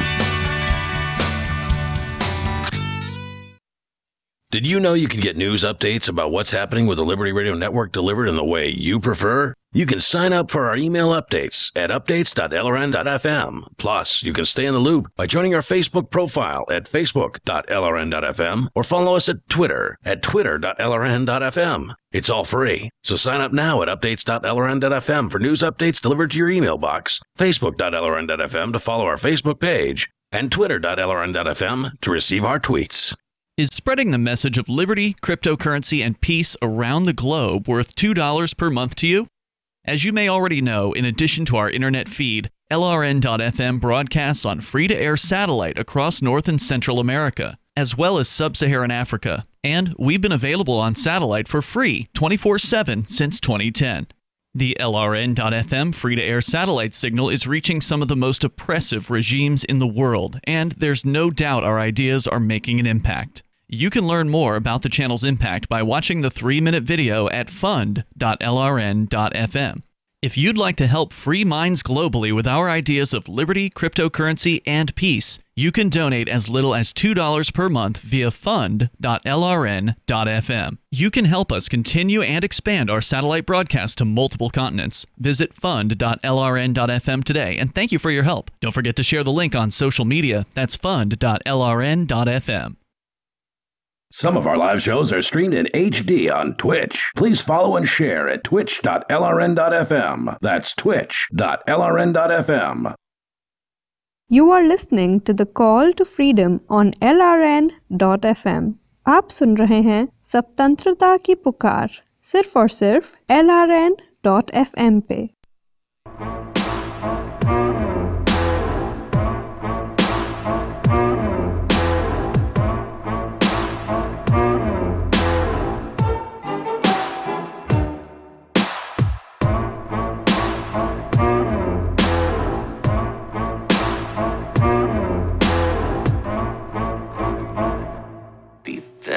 Very quiet. I'm hunting wabbits. That's right. It's time for the Call to Freedom's, at the halfway part of our, what is this, Wednesday now? Wednesday afternoon broadcast of our Crypto Hour, brought to you by the motionproject.org, putting your ideas into motion. And as you heard, well, that's our Fudd, Mr. Elmer Fudd. He's hunting Fudd. Mr. Fudd, he out there hunting Fudd. So what is the FUD today? Well, we've heard a lot of FUD, and the big FUD lately has been what happened in India, but it looks like this is going to be the opposite. We've got Stephen O'Neill from Cointelegraph. He's predicting that the crypto trade ban will soon be over. That doesn't sound like FUD. It's the opposite, but there's not a word for that yet. Had hopes and dreams, right? Hopes and dreams by the moon, or hopes and delusions, right? I'm not aware of governments ever just up and unbanning something, but hey, maybe we'll cross into an alternate timeline where things like that happen. Right. It says July 20th, the Supreme Court of India is going to hold a hearing regarding the state of cryptocurrencies in their country. It's a decisive date with the local crypto industry that has been significantly suppressed in the past month by the Reserve Bank of India's ban on all bank dealings with crypto-related businesses. The hope for an overview of the hardline approach lives on. However, last week, a report citing anonymous sources in the government suggested that cryptocurrency might be viewed as a commodity in the future and hence become regulated by relevant agencies rather than remaining banned. Okay, so, I mean, it's like drop your pants and, you know, we will give it to you. Or longer leashes, or you can be bro. celibate. Amen. Longer leashes, bro. Longer leashes. You know, you can stay in the house. I mean, they will gladly. Or we'll put you on a chain outside. You know, I mean, those are your choices. You can be locked in the house, or we'll put you on the chain outside, and you can smell the air, and you can feel the grass, and you can chase the butterfly to the end of your chain.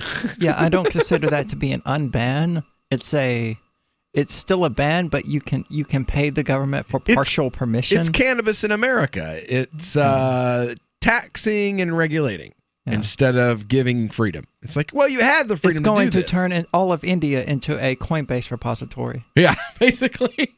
They're going to approve fedcoin.gov or Ripple, and you can only buy it through Coinbase. And that's your new crypto lack of a ban right in India.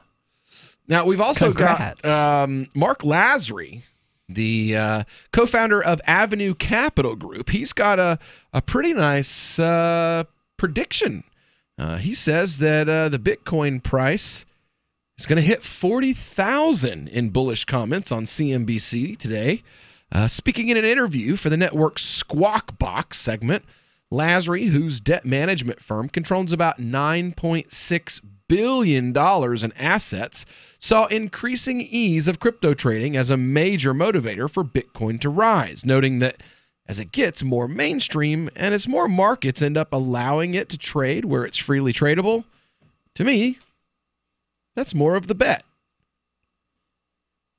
Lasry added that Does he give a timeline for this, or is he just like, well, yeah, Bitcoin is going to hit 40K at some point in the next 40 or 50 years? Bitcoin investors, in his mind, will make 5 to 10 times their money within 3 to 5 years of today. 3 to 5 times their money? 5 to 10 times within 3 to 5 years. Okay. I could believe that. I don't think it's likely, especially with Bitcoin. But some crypto, they're going to make money like that, yeah. I mean, it doesn't take much if you buy like 100 Raven coin. I mean, all it's got to do is go up to 10 cents, you know, and you multiplied your money by 10. Lasry previously expressed regret at not purchasing Bitcoin sooner, with reports this week alleging that he had since converted 1% of his total net worth into the largest cryptocurrency. Lasry added in the CNBC interview that the reason he likes Bitcoin is because it's the one everybody's going to come to.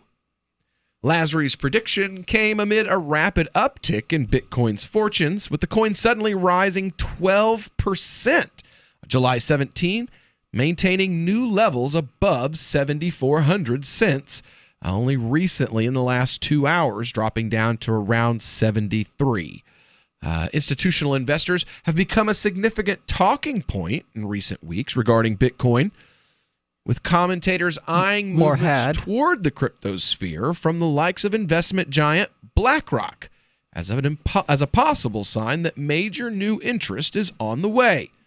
At 40,000, Lasry's prediction is meanwhile conservative in nature compared to figures like those proposed by Tim Draper, whose 2022 Bitcoin price forecast is currently set at $250,000. Oh God. Controversial crypto personality John McAfee, I don't know if it's fair to call him that, but he infamously bullish, has meanwhile doubled down on his Bitcoin hitting the $1 million price point as soon as 2020, and says he will eat a popular British confectionery if he's wrong. What? He said he'll eat a big fat Richard. He'd eat a spotted dick. Oh, you know, you can buy it in a can in the British food section. Yeah, it's got a blue label. Sure, I know what it is, but I also know what you meant by it. I look forward to watching John McAfee do this because he is as wrong in this prediction as anyone has ever been. Right. Dude, it's not going to hit 100K before 2020. And you think it's going to hit 1 million? Well, Arya, I'll say this. Draper's like, quarter of a You better million, find a quarter of really hot shemale that will let you forget what you're doing while you're doing it. Because you're going to be doing it. And this one is not it. No. Lord. I don't know. How much money does he have? I knew it. Right. I knew it. We know what kind of woman you are, madam. Now we're just tackling over price. I've been watching old Def Comedy Jam videos because I'm terrible. I love old Def Comedy Jam. It's like, it's when comics could be funny and super, super offensive, and people still laugh. Like the same people who are like screaming in the streets today were laughing in the front row at, but they're woke now. They weren't woke then. Yeah, the victim culture took over. Yeah, the victim culture has taken over. But I mean, to see Dave Chappelle when he was 19 years old, they hate Chappelle now, man. He makes 20-year-old Chappelle makes 50-year-old Chappelle seem like what's that social justice warrior that like raped her little sister? What? I don't know. I can't remember. Lena Dunham. Lena Dunham. I would have just stuck with the word milk toast. Tom's got my back. Yeah. He seriously, 1991 Dave Chappelle makes 2018 Dave Chappelle look like Lena Dunham. Seriously, like. Yeah, he makes modern Dave Chappelle look like a social justice warrior. Well, he was always funny. He opens his earlier. act with like, so I moved into the East Village, and as soon as I got there, I was like, oh, look, dude's kissing, ha, ha, ha. Oh, look, dude's kissing, ha, ha, ha. Oh, check it out, dude's kissing, ha, ha, ha. Check it. Jesus, man, where the faggots come from? God, I ain't never seen so many gay people in my whole life. And that's how he starts the act off. He would be eviscerated. Like the Twitter army, the lynch mob that we were just talking about. They did eviscerate him just a year or two ago because he was a little bit not 100% friendly toward trans people. And they lost their minds. Have you people never seen Chappelle before? For real, yo? This is the guy who brought us the black anti-black white supremacists. The blind black. Looking for a great real estate investment? Consider New Hampshire, which is ground zero for the Liberty Movement. Your first call should be to Mark Worden from Porcupine Real Estate. He's more than just a real estate agent. He's your New Hampshire concierge. Where are the best places to live? Do you want farm, city, the burbs, or forest? Do you want a duplex or multifamily building so that renters pay your mortgage? There are homes in all price ranges in New Hampshire, and Mark can help with financing too. Invest in liberty and property. Mark Worden can help. PorcupineRealEstate.com. People are saying it could be a baby bump. Our senior celebrity correspondent, Tyler, is here. Tyler, you always have the inside dish. What's the deal? She looks like she got fat, so she might have a baby in her tummy. Oh? What else have you heard? I heard she has a boyfriend, and they have sex. That's right. You know, the Hollywood couple vacationed in Rome together just 2 months ago. They had a big hotel room, and I can tell you what they did in it. Spill it, Tyler. He put his penis in her vagina. Hot. She is one lucky gal. And she's going crazy. Uh-oh, is stardom starting to wear on Emma? Yeah, she's crazy and dumb. She put a carrot in her vagina. Whoa, do tell. Yeah, she said, oh, this carrot's like my boyfriend's penis. I'm gonna rub it all over my vagina. I'm so gross. Then she ate it like Bugs Bunny. What a hot mess. Hey, Emma, get it together, girl. Tyler, you are breaking news as always. This is the Onion News Network. Imagine someone in your community getting in their car, turning on the radio, and hearing the Liberty Radio Network. You can make that vision a reality with your own micro radio station. Visit broadcast.lrn.fm to learn how you can put our programs on the air in your area. You can have LRN.FM running around the clock, and you can even add in your own local shows. Building a radio station is simple, but programming isn't. That's where LRN.FM comes in. Learn more at broadcast.lrn.fm. That's broadcast.lrn.fm.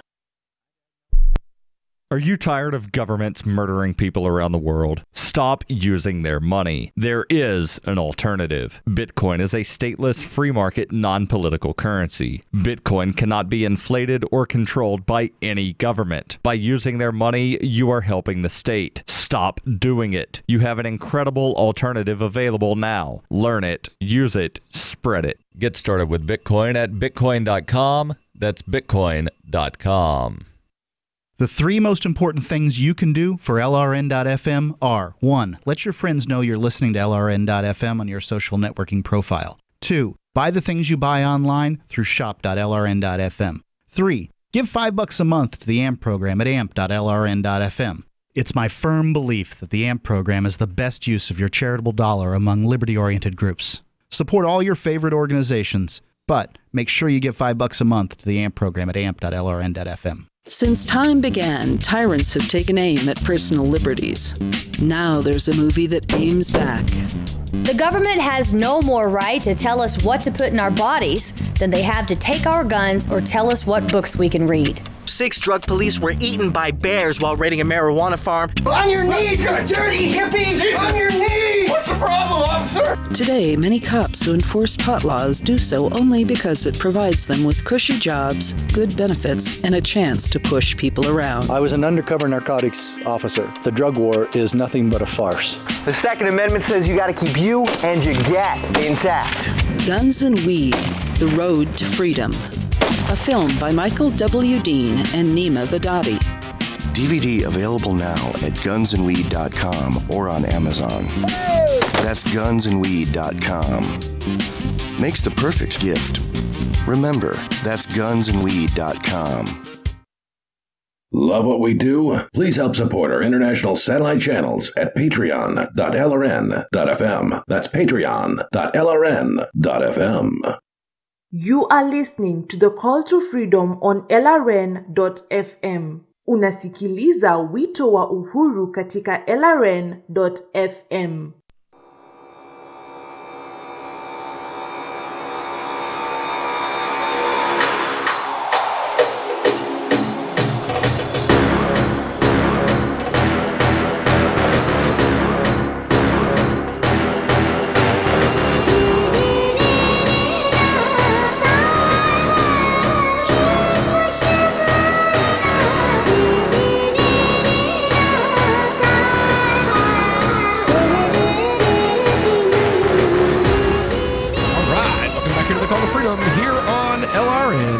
FM. We are broadcasting live from our Zencast studio right here in beautiful Keene, New Hampshire. And it is the last segment of our crypto hour today on this Wednesday drive home broadcast. And we've been talking about we were talking about India and the possibility of rolling back or, longer leashes for the crypto industry in India. And then we moved on. Oh, goodness gracious. To great, awesome, wonderful price predictions for the future of Bitcoin. Now, well, let's talk about this. This is interesting. Says Stellar becomes the, quote, first Sharia-certified blockchain for payments and asset tokenization. Okay. An open-source platform for distributed payments is reportedly the first distributed ledger protocol to obtain Sharia appliance certification in the money transfer and asset tokenization field, according to Stellar's blog post published yesterday. Who certifies them as Sharia compliant? The Sharia Review Board, a leading international Sharia advisory agency licensed by the Central Bank of Bahrain, the Saudis, has examined the capabilities and applications of Stellar and released guidance that allows the deployment of Stellar technology in Islamic financial institutions. Now, Stellar is basically Ripple.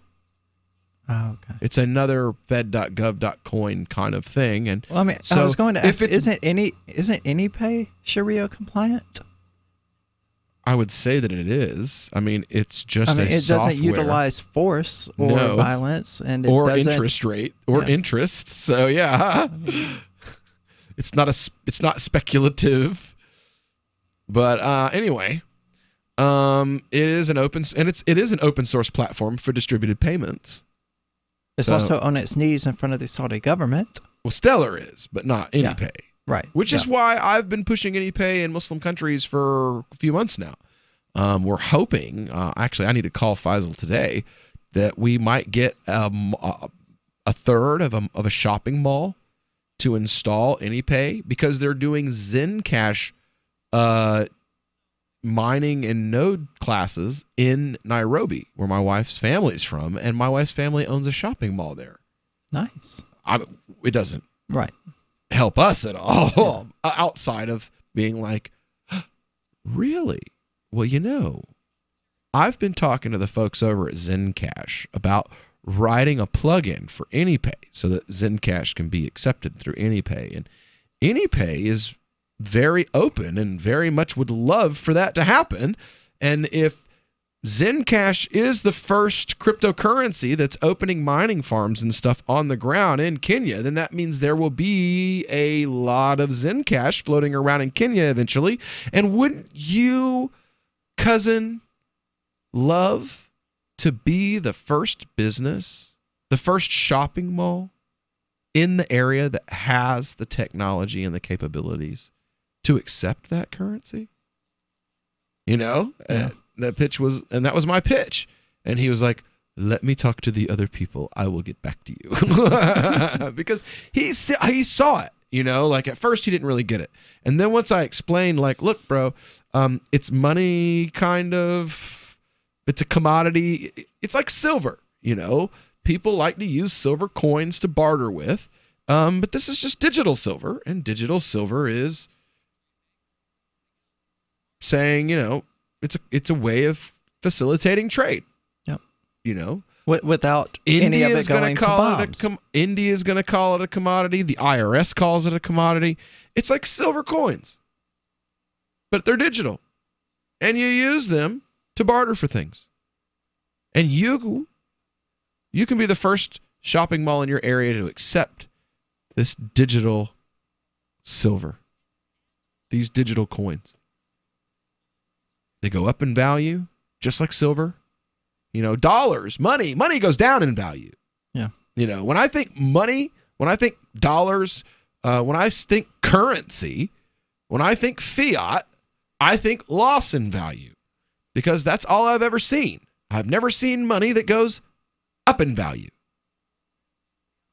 My entire life, we were just watching some old 80s shows and they still had the commercials in them, and they were advertising like a brand new movie that had just come out for $1.95. Oh my God. Brand new, out of the box. It was like 1983. And I looked at my wife, and she looked at me, and she was like, it costs more money than that to buy them now in like the junk box, And I was like, yeah. Yeah, you're not getting the popcorn to watch the movie for $1.95 now. That was 1990. That was 1983 when $1.95 was worth what is $19.95 today. Yeah. So she's like, wow. That's how governments talk about how much filter the wealth into their own hands. Yeah. And how the banks do it. Well, because it's not sold that way over there. America's not like that. When the America we live in and the America that's sold, particularly to the third world abroad, are different. Yeah. The America that my wife thought existed when she got here, racism didn't exist.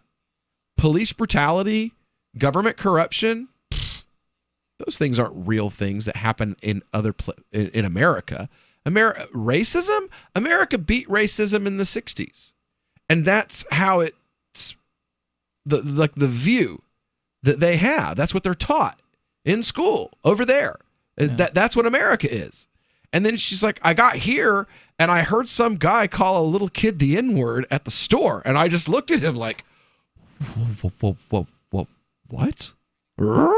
You know, like, what the hell? I thought that, but this is, what? So, like, we're sold as a different country than what we actually are over there. You know, like, it's not real. We sell a myth. Well, we sell that same myth to ourselves.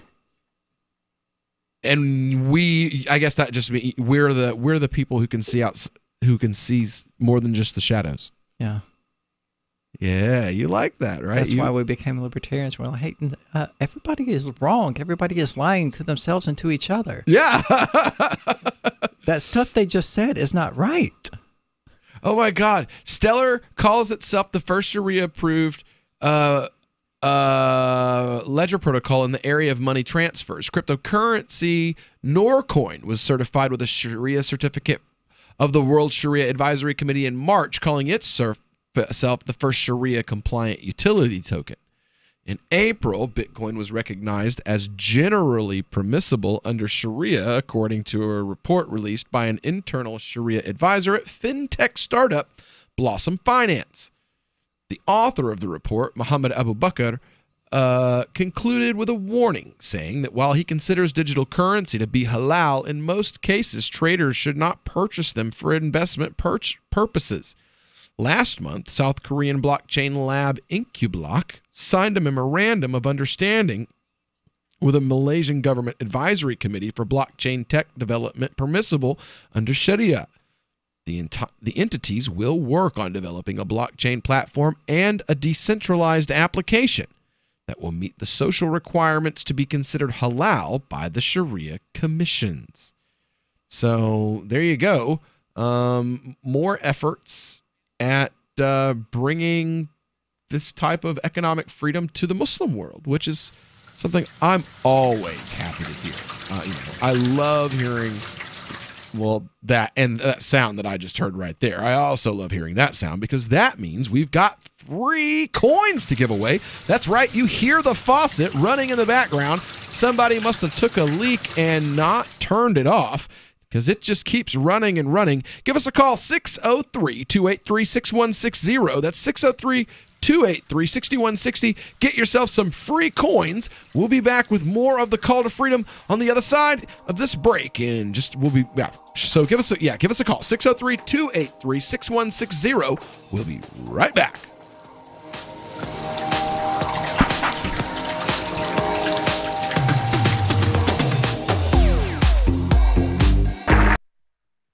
The warning signs. First, he made me feel special. He promised he'd look after me, provide for my future.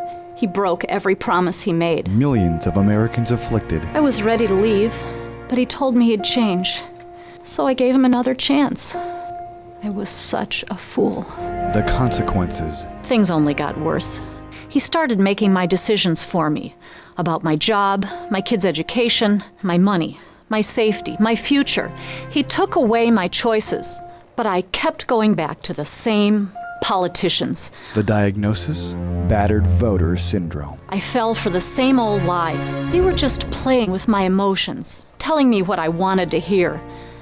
That's not right. If you're tired of the two-party system but want to support a principled Libertarian Party, check out the Libertarian Party of New Hampshire at lpnh.org. That's lpnh.org. Did you know we've taken our LRN.FM telephone listen line to a new level with the LRN.FM audio on demand line? Now you can call 712-770-8447 anytime and listen to LRN.FM's live feed. And you can listen to a bunch of our original shows on demand. Long distance fees may apply. Just dial 712-770-8447 and choose from the menu. 712-770-8447.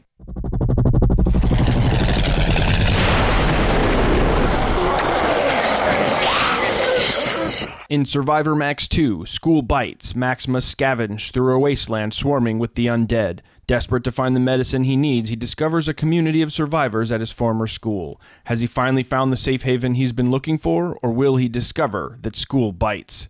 Look for Survivor Max on Facebook, read reviews on Amazon, and read Chapter 1 at survivormax.com. More of the Call to Freedom is coming up next, live after the news on the Liberty Radio Network at LRN.FM. From Keene, the Shire, the Liberty Media capital of the world, this is Daryl W. Perry, host of FPP Radio News for Wednesday, July 18th, 2018. Silver is trading at $15.44 per ounce. Gold is valued at $1,224 per ounce. Zencash is trading at $26, and the average price of Bitcoin is $7,456. Antiwar.com reports while Secretary of the Treasury Steve Mnuchin says that exemptions from U.S. sanctions against Iran will be considered in certain cases, the European Union is apparently not going to be one of them. Secretary of State Mike Pompeo confirmed that he has rejected EU appeals for Iran exemptions. Senior officials from Britain, France, and Germany have all urged the U.S. not to apply the sanctions to EU nations' companies when they start going into effect next month. The EU has passed laws rejecting U.S. sanctions and forbidding their companies from complying with them. Pompeo and Mnuchin told the EU, however, they want unprecedented financial pressure on Iran and that they will not ease any sanctions until they see a tangible change in Iranian policy. Mnuchin says that exemptions are only possible in very specific circumstances where it clearly benefits our national security. He suggested nations that need more time to wind down oil purchases from Iran could be given more time, for instance. India is expected to push hard for such measures, or barring that, a move by the U.S. to release oil from the Strategic Petroleum Reserve to keep oil prices from skyrocketing when Iran is cut off. Zencash is the world's first private, distributed, and reliable platform for communications, transactions, and publishing. Zencash has the ability to use both transparent and shielded transactions, with shielded transactions using zero-knowledge proofs. Zencash features global governance with inclusive decision-making, reliable funding for continuous improvements, and documentation and wallets in many languages that are available for Linux, Mac, Windows, and Android devices. Learn more at Zencash.com. That's Zencash.com. UPI reports the U.S. Treasury Department and IRS announced Monday certain tax-exempt organizations will no longer be required to provide personally identifiable information about donors. Under the change, nonprofit organizations such as labor unions, volunteer fire departments, issue advocacy groups, local chambers of commerce, veterans groups, and community service clubs will no longer be required to list the names and addresses of their donors on Schedule B of their annual returns. Treasury Secretary Steve Mnuchin said Americans should not be required to send the IRS information that it doesn't need in order to effectively enforce our tax laws, and the IRS simply does not need tax returns with donor names and addresses to do its job in this area. Previously, Congress directed the IRS to collect donor information of contributors who gave at least $5,000 to charities that accept tax-deductible contributions. The IRS received a full version of the information, while redacted forms were released publicly. Mnuchin said the change will in no way limit transparency, and the same information will still be made available to the public while protecting donor information. He said this new policy for certain tax-exempt organizations will make our tax system simpler and less susceptible to abuse. Senate Republican leader Mitch McConnell of Kentucky praised the decision as a positive development for political donors, saying this decision by the IRS is a move in the right direction to end activist regulators' culture of intimidation to silence political speech. More and more states were using these documents to chill political discourse rather than encourage it. House Democratic leader Nancy Pelosi said the decision would give the IRS fewer tools to determine whether affected groups are following the law.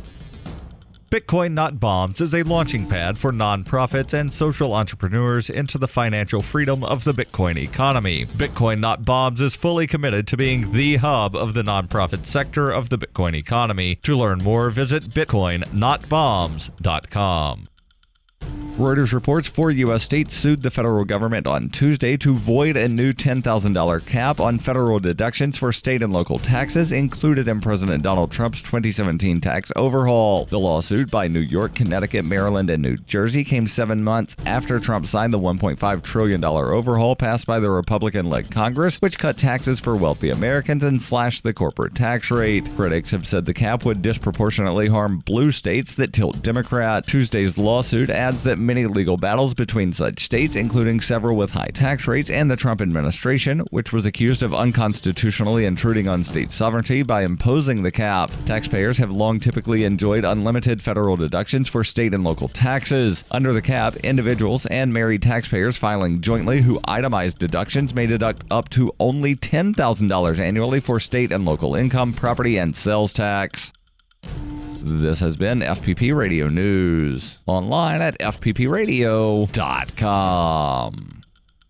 The Tallahassee Zoo, which faced a major budget crisis. Luckily, they were able to get both, keep guests and animals happy, and stay profitable. And that's thanks to the zoo's new director, Maxwell Jeffries. Happy to be here, thank you. Good morning. Now, what's the most profitable part of the zoo? The elephants, the tigers? No, the gift shop, okay? Food court. But now the entire zoo is the gift shop. So you come to the zoo, you look around, you see something you like, make me an offer. I'm a businessman. I want to make people happy. You're probably familiar with the old saying, don't feed the animals. Oh, right, of course. Okay, well, that's old-fashioned thinking. At our zoo, you can feed the animals. Anything you want? Anything you want. Oats, eggs, batteries, you name it. And we also invented a new tiered membership system. So for your standard membership, you go to the zoo, you get to see the animals. For your gold level membership, you get to pick any two animals, make them fight each other. Yeah. And then with a platinum, you get 1 hour alone in the zoo. No questions asked. Yeah. Wow. This is the Onion News Network. You are listening to the Call to Freedom live on LRN.FM. تستمعون إلى نداء للحرية مباشرة على LRN.FM.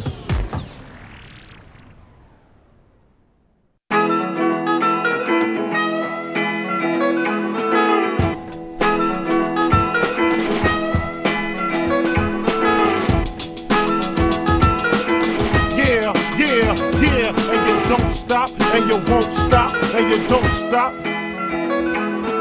I was a terror since the public school era. Bathroom passes, cutting classes, squeezing asses. Smoking blunts was a daily routine since 13. A chubby nigga on the scene. I used to have the Trey Deuce and the Deuce in my bubble goose. Now I got the Mac in my knapsack, lounging black, smoking sacks up and axing sidekicks with my sidekicks, rocking fly kicks. Honey wanna chat, but all we wanna know is where the party at. And can I bring my gap? If not, I hope I don't. All right, welcome back into the Call to Freedom here on LRN.FM. We are broadcasting live from the Zencast studio, right? I always got the coolest music, bro. That's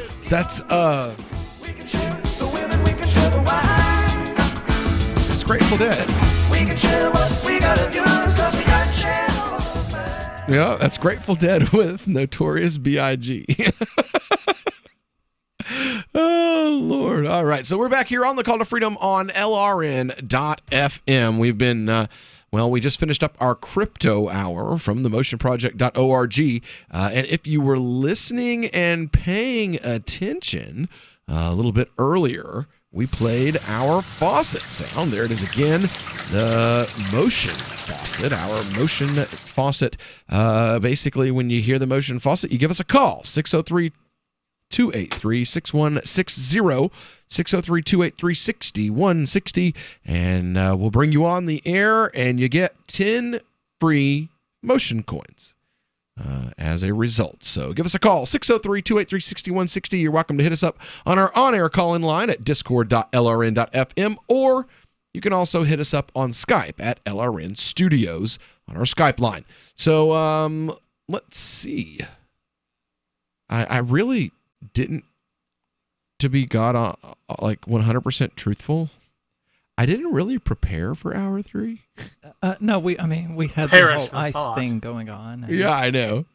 We had the whole ice thing going on, so I was just like, we can always kick that dead horse that is the Russian Trump crap. Oh wait, that's right. I wanted to play this so we can make fun of Bernie supporters. Something that is in what you said about being a democratic socialist is a more international view. But I think if you take global poverty that seriously, it leads you to conclusions that in the US are considered out of political bounds. Things like sharply raising the level of immigration we permit, even up to a level of open borders, about sharply increasing open borders. Foreign aid. Open borders. That's a Koch brothers proposal. The Really? idea, Of course. I mean, that's a right-wing proposal, which says essentially there is. Hold on. I got to hear that last little bit, though. Koch brothers proposal. The idea, of course. I mean, that's a right-wing proposal. What'd you say, Bernie? I mean, that's a right-wing proposal. You couldn't have possibly said. It's a right-wing proposal. A right-wing proposal. That's right. No, it's a proposal of the true left, Bernie. The right. You're right-wing proposal. This is a right-wing proposal. It's what the Republicans want. Republicans, the people who want to build a wall on the southern border. What they really want to say, but they're afraid to, is that they don't want any borders. Okay, what's the rest of the statement? Idiocy. Which says essentially there is no United States. But it would make a lot of Oh my gosh! Right? He literally just used the freaking Trumpkin line. Well, if you can't defend the border, you might as well not have a country. Right. So let's not defend Holy the border. Crap! Bernie! The nationalist. He says that basically what that means is that you have no America. So what you're telling me is that the uber nationalist right doesn't want an America. Does he think about the words that come out of his mouth before he says them? Does he run them past? Is there like a focus group where he says them and we know there's not one of those. People look at each other and shake their heads like, yeah, that sounds great. That sounds reasonable. The right doesn't want there to be America and wants there to be open borders. Yeah, that sounds completely reasonable. And it'd make everybody in America poor. Then you're doing away with the concept of a nation state. And I don't think there's any country in the world which believes in that. No, if you believe in a nation state, or in a country called the United States or UK or Denmark or any other country, you have an obligation, in my view, to do everything we can to help poor people. Are you sure this is a clip of Bernie Sanders and not George Bluth from Arrested Development? No, or this Trump? is Bernie Sanders on Vox. And I am looking at Bernie as he says the words. Not a picture of him, but the live video shot of him doing a Vox interview where he says open borders. Those damn Republicans wanting those open borders. Those white right-wing nationalists and their open borders philosophies. Not just right-wing, the Koch brothers, of all people. Well, they do lean libertarian. But libertarians aren't right-wing. No. But still, they're usually like the boogie. Libertarians the are the racist true boogeymen. liberals. Yeah, we're the true left. We are the true left. You are all right-wing autocrats. Yep. We are the left is freedom, right is government. And you are all to the right of us because you all love government. And I'm sorry, even progressives, as much as you think you're progressive, advocating 100-year-old and 150-year-old failed ideologies is not progressive. That's like saying I'm a monarchist and that makes me progressive. No, stupid. It makes you conservative. Progressives want more freedom. They want new ideas. You're saying, hey, you know this guy that died in the 1800s and we've already tried dozens of countries under his philosophy? Let's do that again. That's conservative. That's the definition of conservative, is to want to do old stuff. Let's do the old stuff. The old stuff that I feel comfortable with. Well, I didn't do it yet. Well, that doesn't change the fact that it's old. We haven't been a monarchy yet, but a monarchist is still not considered left-wing. Don't give them ideas. I mean, come on. Let's talk about these things in real terms. You love government. You love old ideas. You're right-wing, Bernie. Yeah. Oh, without a doubt. You're right-wing. You don't get more conservative than we need the government to take care of everybody. Yeah. It doesn't get more conservative than that. It's damn near monarchism. Yeah. It's the Queen Mother as the state who looks over her children. The progressive idea is that you don't need a government to take care of individuals because individuals evolved with the capacity to freaking take care of themselves. I don't need no permission from nobody. We don't need no stinking badges. All of that. Yep. That's liberal. That's freedom. That's what the founders advocated. Even the ones that were like, well, not Hamilton. We're going to let slavery stay. When you read their private writings, they were like, this is awful, and I'm really, really conflicted, but if I don't fall in line with the statists, then there won't be a America. And they literally just fell down. They compromised on that's the word my brain wasn't letting me come out with. They compromised on their principles in the name of creating America, which is almost no, there is no almost about it. That's shameful. It's shameful that our country was created by forcing men who didn't agree with slavery and the ownership of people and the inaction of violence in that way. We're literally put in a position that, like, well, I want there to be a country that exists that defends these things. You know what? They sound like the modern LP. They do. We want this freedom, but if we advocate it, people will be unhappy and they won't vote for us. Yep. That was the whole thing. They needed the South to back them up. And trust me, if the South hadn't backed them up, they would have lost the revolution. Because there wasn't a single victory until the South started kicking some butts in the woods. So if they hadn't got the South, they never would have been in America. They never would have won the revolution. So they literally compromised to win the war. Isn't that what happens all the time? It also caused the Cold War. I love My Magic Mud. I drink a lot of coffee. I had stains on my teeth. Then I found My Magic Mud, and I was told it would remove stains. So I paid attention when I brushed the first time. My Magic Mud is black tooth powder, and the difference it made in my teeth in one application was noticeable. With 4, my teeth were as white as you normal folks out there. Please go to mymagicmud.com and buy a jar. There's 150 applications for $25. You can use Bitcoin, mymagicmud.com. Why did you move to the Shire? I moved here to the Shire because there's other people around who take liberty just as seriously as I do. I moved to the Shire because I saw videos of people challenging authority and thought that I could get support myself. It called to me, like, do this right now. I wanted to be around people like me who got it. And once I got here, I knew there was nowhere else that I wanted to be. I've always wanted to change the world. So I moved to the Shire to join people who were actually working towards doing the same thing. The people here are awesome, loving, and positive. It was for the adventure and for the feeling of something important is happening here. And I just wanted to come to sort of be part of that. Visit ShireSociety.com to read and sign the Shire Society Declaration and learn the reasons why, if you love liberty, you should immigrate to the Shire.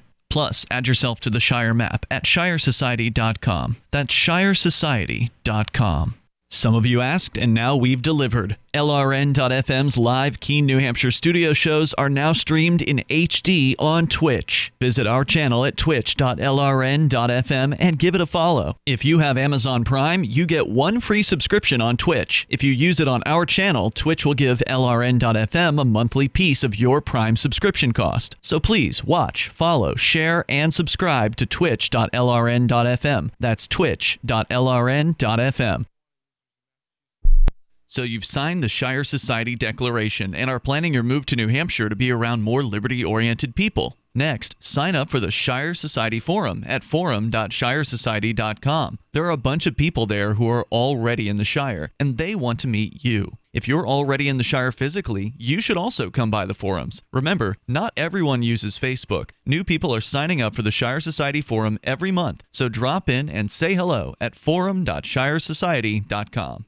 Did you know you can listen to LRN.FM via our free-to-air satellite channels? We have channels over nearly all of North America and much of Africa. All you need is an affordable receiver and a dish as small as 30 inches. There are no monthly fees. Learn more at sat.lrn.fm. Plus, if you are a broadcaster or want to be one, this is a good delivery method for our content. See our coverage maps and get details at sat.lrn.fm. That's sat.lrn.fm. sat.lrn.fm.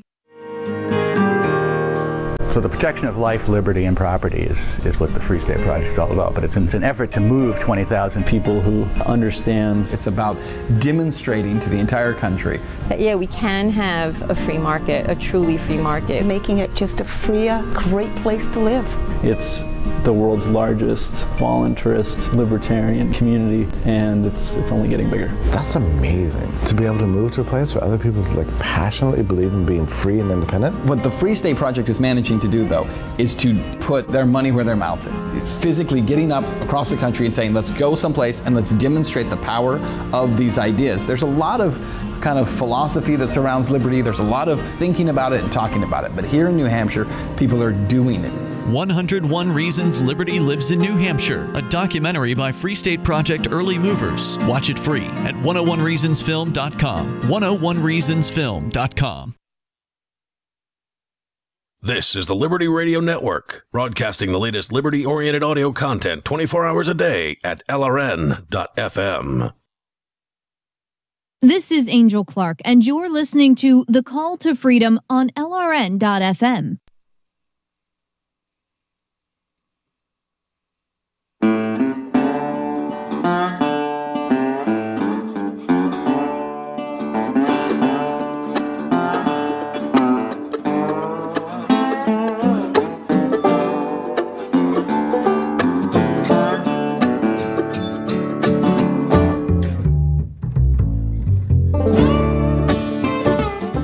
All right, welcome back into the Call to Freedom here on LRN.FM. We are broadcasting live from the Zencast studio here in beautiful Keene, New Hampshire, and it is another beautiful day in the Shire. So, Not if you're cold and wet. Unless you're cold and wet, right? Yeah, you do. You look cold and wet. Oh, so, Aria, you brought this story in that I'm about to cover. It's the continuation of the summer of snitches. We've seen so many snitches. The summer. Now, I'm going to go out on a limb and say the summer of snitches started 8 years ago? I'm looking it up. Stapleton neighbor calls police on Boys Memorial Day lemonade stand. That was May 29th. Someone called the cops on white kids for selling lemonade. June 1st. Man threatens to call cops on girls' lemonade stand. July 19th. Person calls police on Denver Boys Memorial Day lemonade stand. Neighbor calls cops to shut down another lemonade stand. What the hell is wrong with these people? I know, right? Now, hold on. I mean, how despicable and horrible of a human being do you really have to be to see a kid selling lemonade and think, I need to call the police? Well, actually, this started. There were protests. Capitol Police arrested Lemonade Freedom Day protesters all the way back in 2011. So that was when you first started seeing this snitching kind of culture really popping up. And it was a couple little girls.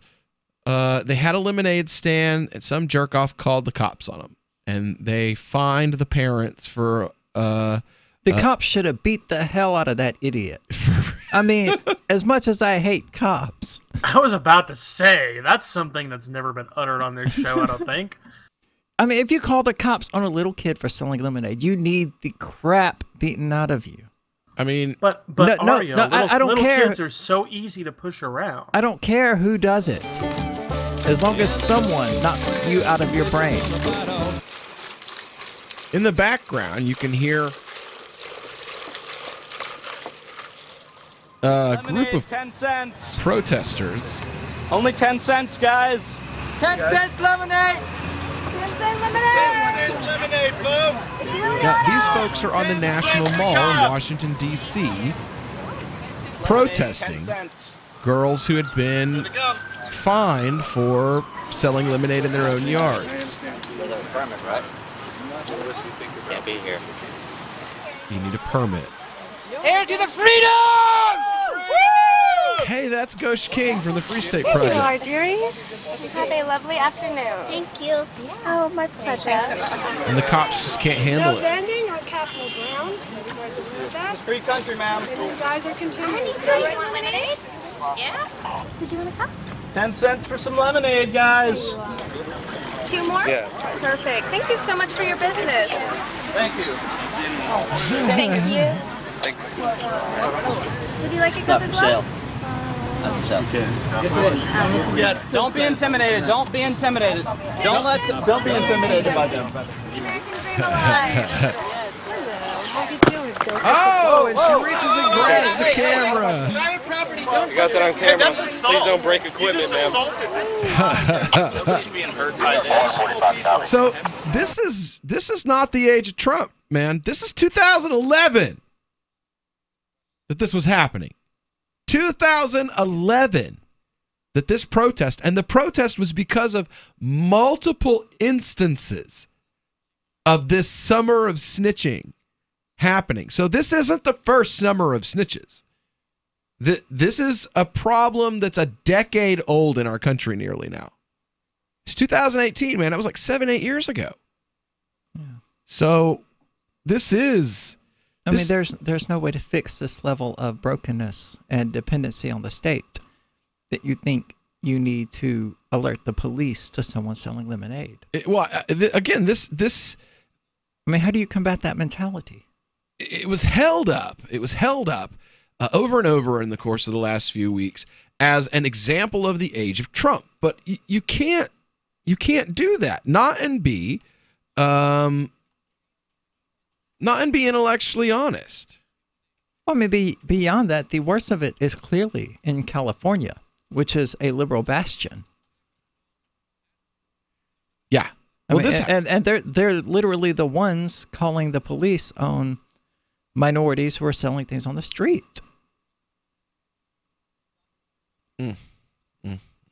And if you buy something from them, go. Oh, I'm sorry. That was you. Somebody commented on it, and I wanted to see what they said. Was that you, Tom? No, that's you. No, that noise on the video was Will. Okay. Yes. Mocking you. Me laughing. Oh my God. Good stuff. The giant balloon launch of 1986 and ended with 2 deaths. I forgot about that. Oh, was that where they sent the millions of balloons up into the air? Well, what? The Luftballons. 99 Luftballons, as I recall. Play stupid games, win stupid prizes, man. Resulted in a pretty good song, though. Wow. Anyway, like I said, here it is. Here it is. I don't know, guys. What do you want to do? We've got, oh yeah, that's it. The summer of snitches. According to @_Togs, a black man standing to the officer's right called the police after he was knocked down by a stiff screen. The screen was set by the man with arm sleeves, and according to the account of the incident, wasn't even that bad. Just an aggressive screen, which was a borderline foul in the first place. But the whiny dude got so upset that he had to call the cops. That's right. Call the cops because of a pickup foul, and because of a foul in a pickup basketball game. The summer of snitches. I am curious what happened to the Don't Snitch movement. Well, it's 2 black guys, too. You know, like, it's not like, oh, it's the age of Trump, so, you know, like this white guy, he decided that he thought he could just get out of line and set a really stiff screen and, you know, and knock the poor black guy down and you know, defend himself. Like, no. It was just 2 black dudes. So, you know, one guy stood and the other guy ran into him. And, like, that's not even assault, bro. Like, I stood in your way and you ran into me. That's what screen is. When you're coping with bad news and the news media come calling, and they will, don't clam up. As notorious political figures find out the hard way, the cover-up can be worse than the crime. So get out in front of unfavorable news about your company, your group, or organization, or yourself. The sooner you confront a negative story, the sooner it will be over. Responding as quickly to negative stories as you do to positive ones enhances your credibility. Hiding embarrassing information or lying will do more damage than damage control. Never stonewall. Tell your side of the story, use specifics, and detail what corrective action has already been taken. Respond in kind. If the issue is emotional, don't sound like a cold, unemotional Mr. Spock. For more tips on critical communication skills for the way things are now, hit survivalspeech.com. I'm Holland Cook. The new 4th edition of Healing Our World, The Compassion of Libertarianism will take your understanding of liberty to a deeper level and has over 1,300 updated references, new cartoons, and a foreword by Dr. Ron Paul. With discounts for multiple book purchases, the 4th edition of Healing Our World is a great gift for the liberals, pragmatists, environmentalists, and Christians in your life who think libertarianism is cold-hearted. Get yours today at healing.freetalklive.com and use promo code FTL for a $5 discount. Catch the Call to Freedom at its new time, weekdays from 4 to 7 p.m. The Call to Freedom is the only live drive-home call-in show in the U.S. with a segment devoted to cryptocurrencies. Crypto Hour, brought to you by Helium.com, live from Vertcoin Studios in New Hampshire. Learn about what makes cryptocurrencies so great and why you should care about them. Updates on new coins and ICOs, and warnings of scams. Plus, hear from traders, whales, developers, and big names in the crypto world. You can also win crypto coins or tokens every episode. Just listen for the faucet sound and be the 5th caller to get free Dash, Litecoin, Vertcoin, Verge, or other cryptocurrencies. The Call to Freedom with Will and Aria, featuring Crypto Hour. Broadcast internationally through our BitPlus network satellite. Weekdays from 4 to 7 p.m. on LRN FM.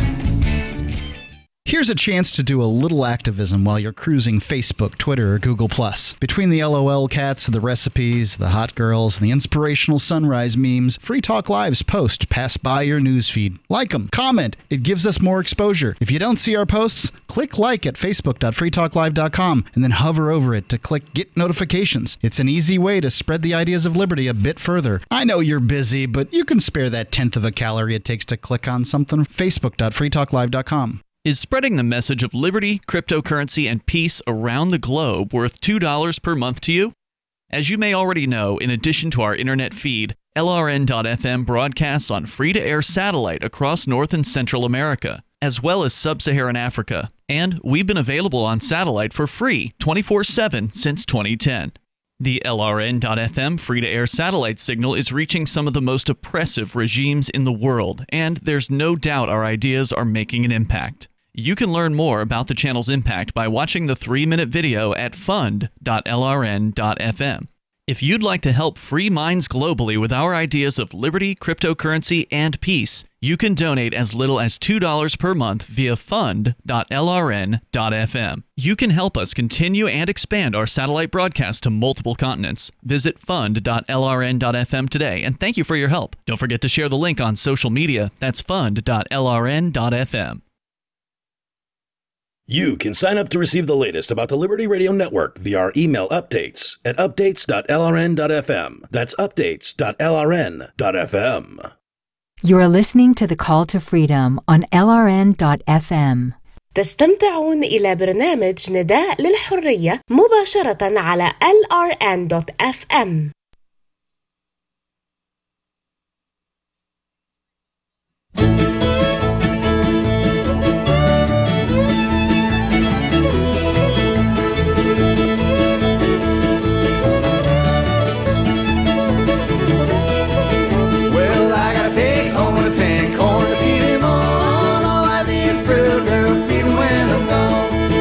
When I'm gone,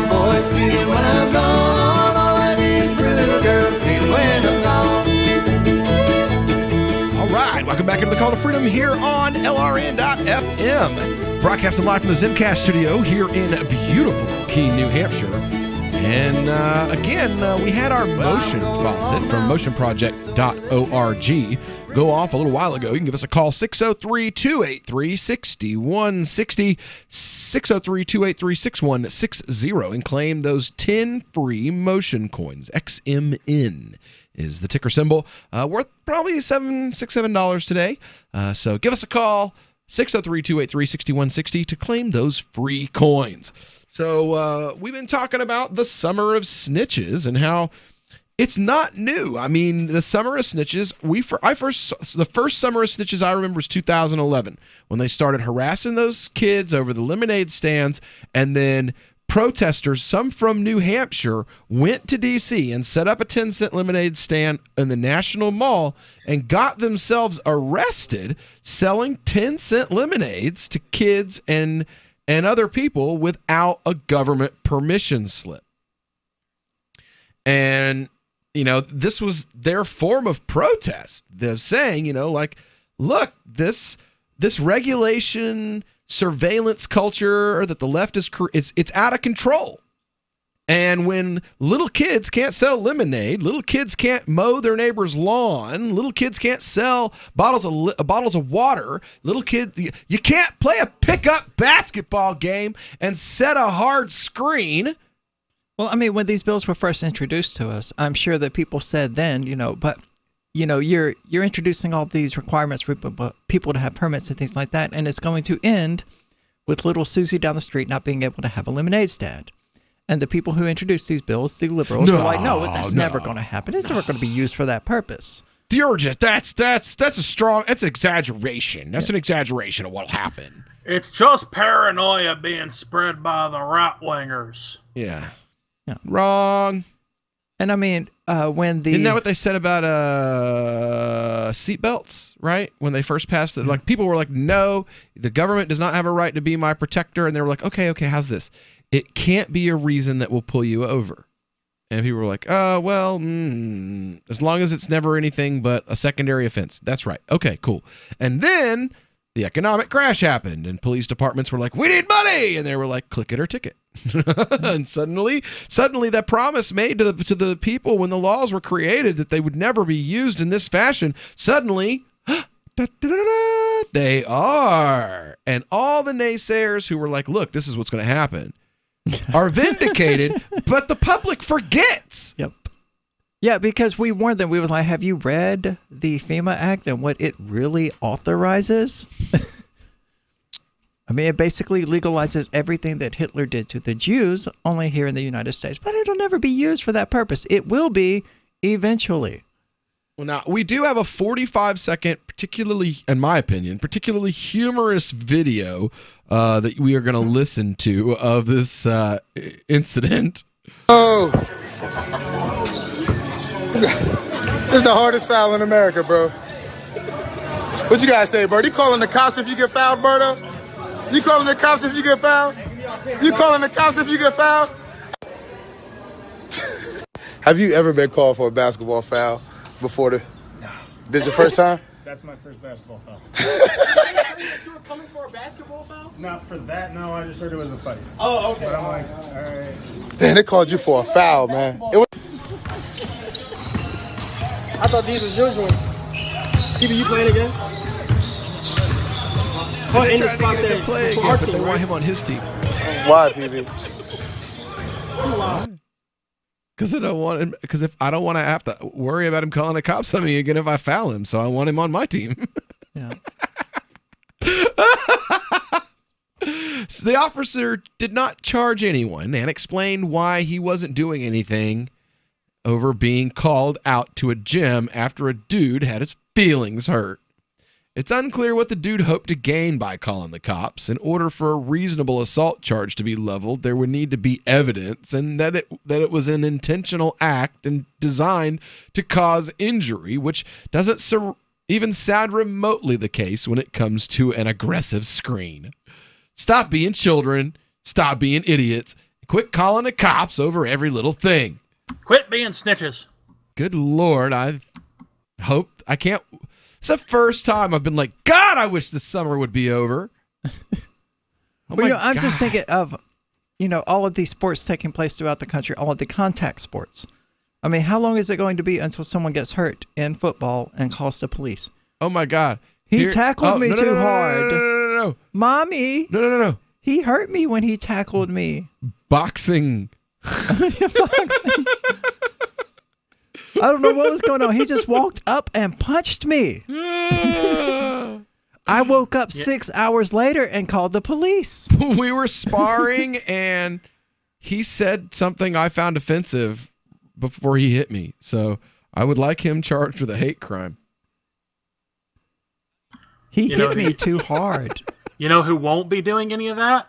Pro wrestlers. Because we take care of unruly fans like on our own. Right. And if you try to call the PO on us, you know what they'll tell you? You started it. Now you're part of the show. Right. Really? Yeah. Yeah, that's true. The way it works, bro. If there's a bear, you get to become a part of the attraction. Yep, because wrestling is not a sport, it is entertainment. And if you get on the stage, you are part of the show. Yeah, we've got June 11th, 2015. Texas police shut down girls' lemonade stand because it didn't have a permit. May 31st, 2018. Neighbors call the cops to shut down a lemonade stand that was put up to honor Memorial Day. Then again in let's see here, June because that's 5th. what the veterans were fighting for, our freedom. Exactly. We have to make sure that we do it on the day where we honor all the people who died for our freedom. Let's see here. Forbes was talking about the inexplicable war on lemonade stands in 2011. Texas cops shut down a kid. Denver cops, let's see. The most recent one, it looks like it was June the 5th.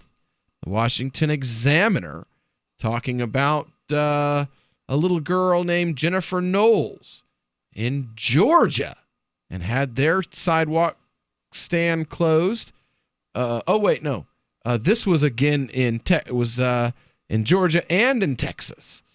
Children having their lemonade stands shut down. Well, at least it's not just California. The beverage vendor license in Denver, for the kids that were shut down on Memorial Day, $125 a day for permission to sell 10-cent glasses of lemonade to neighborhood kids. Welcome to tax and regulate culture.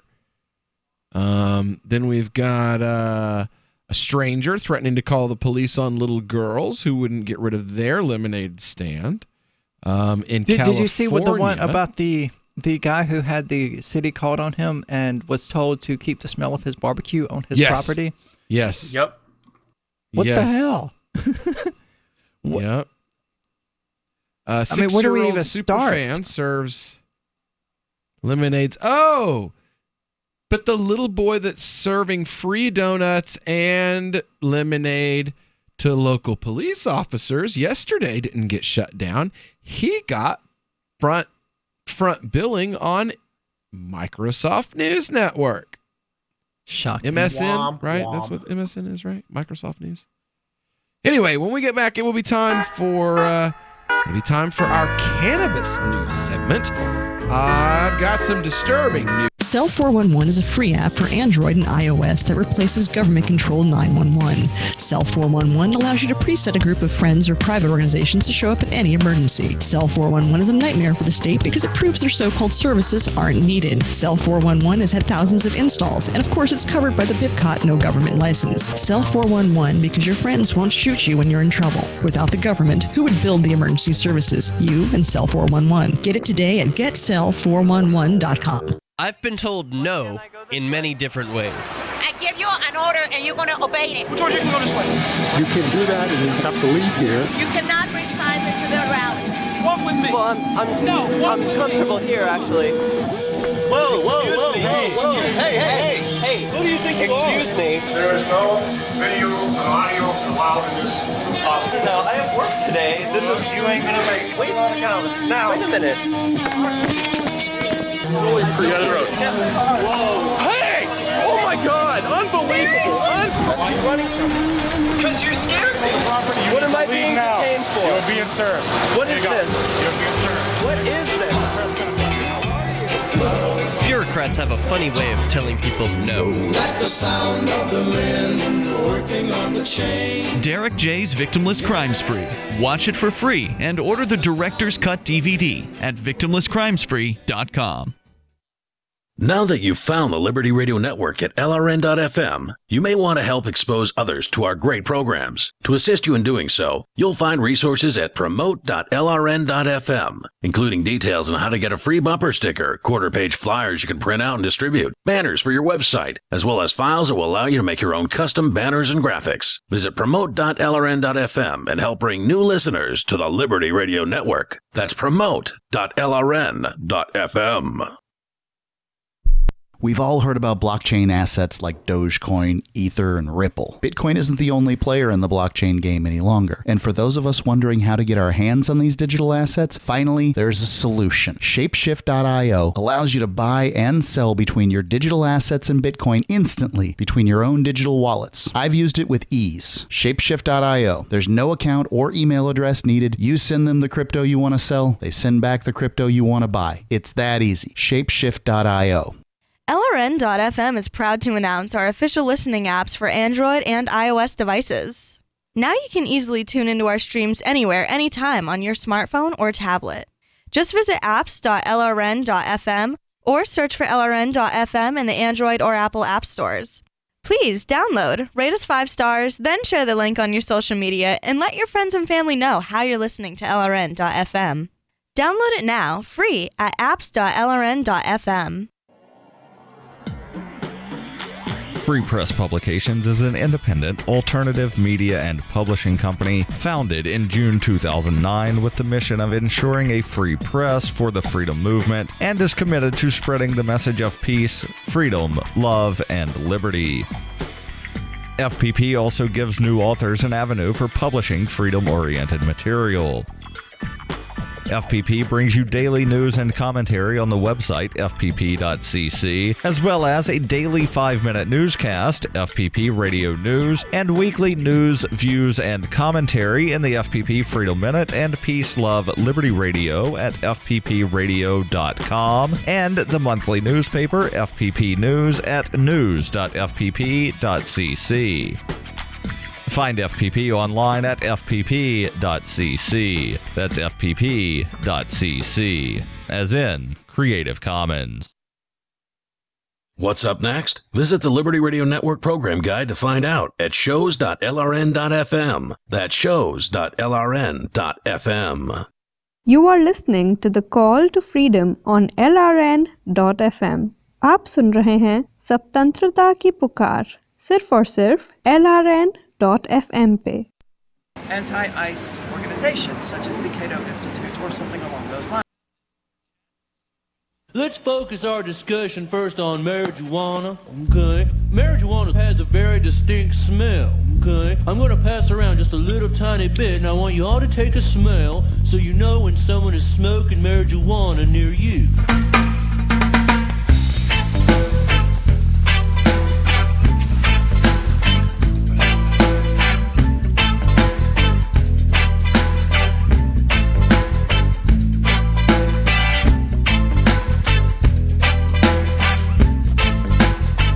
All right, welcome back into the Call to Freedom here on LRN.FM. Broadcasting live from our Zencash studio here in beautiful Keene, New Hampshire. It is the end of our show. It's the last segment of the day, which means it is time for our cannabis news segment, sponsored by, well, nobody yet. We need to fix that. We do. We do. So we've got the cannabis news segment, the only libertarian cannabis news segment that there is anywhere that I know of. Potcoin should sponsor it. Right. Well, guess what, guys? I got bad news.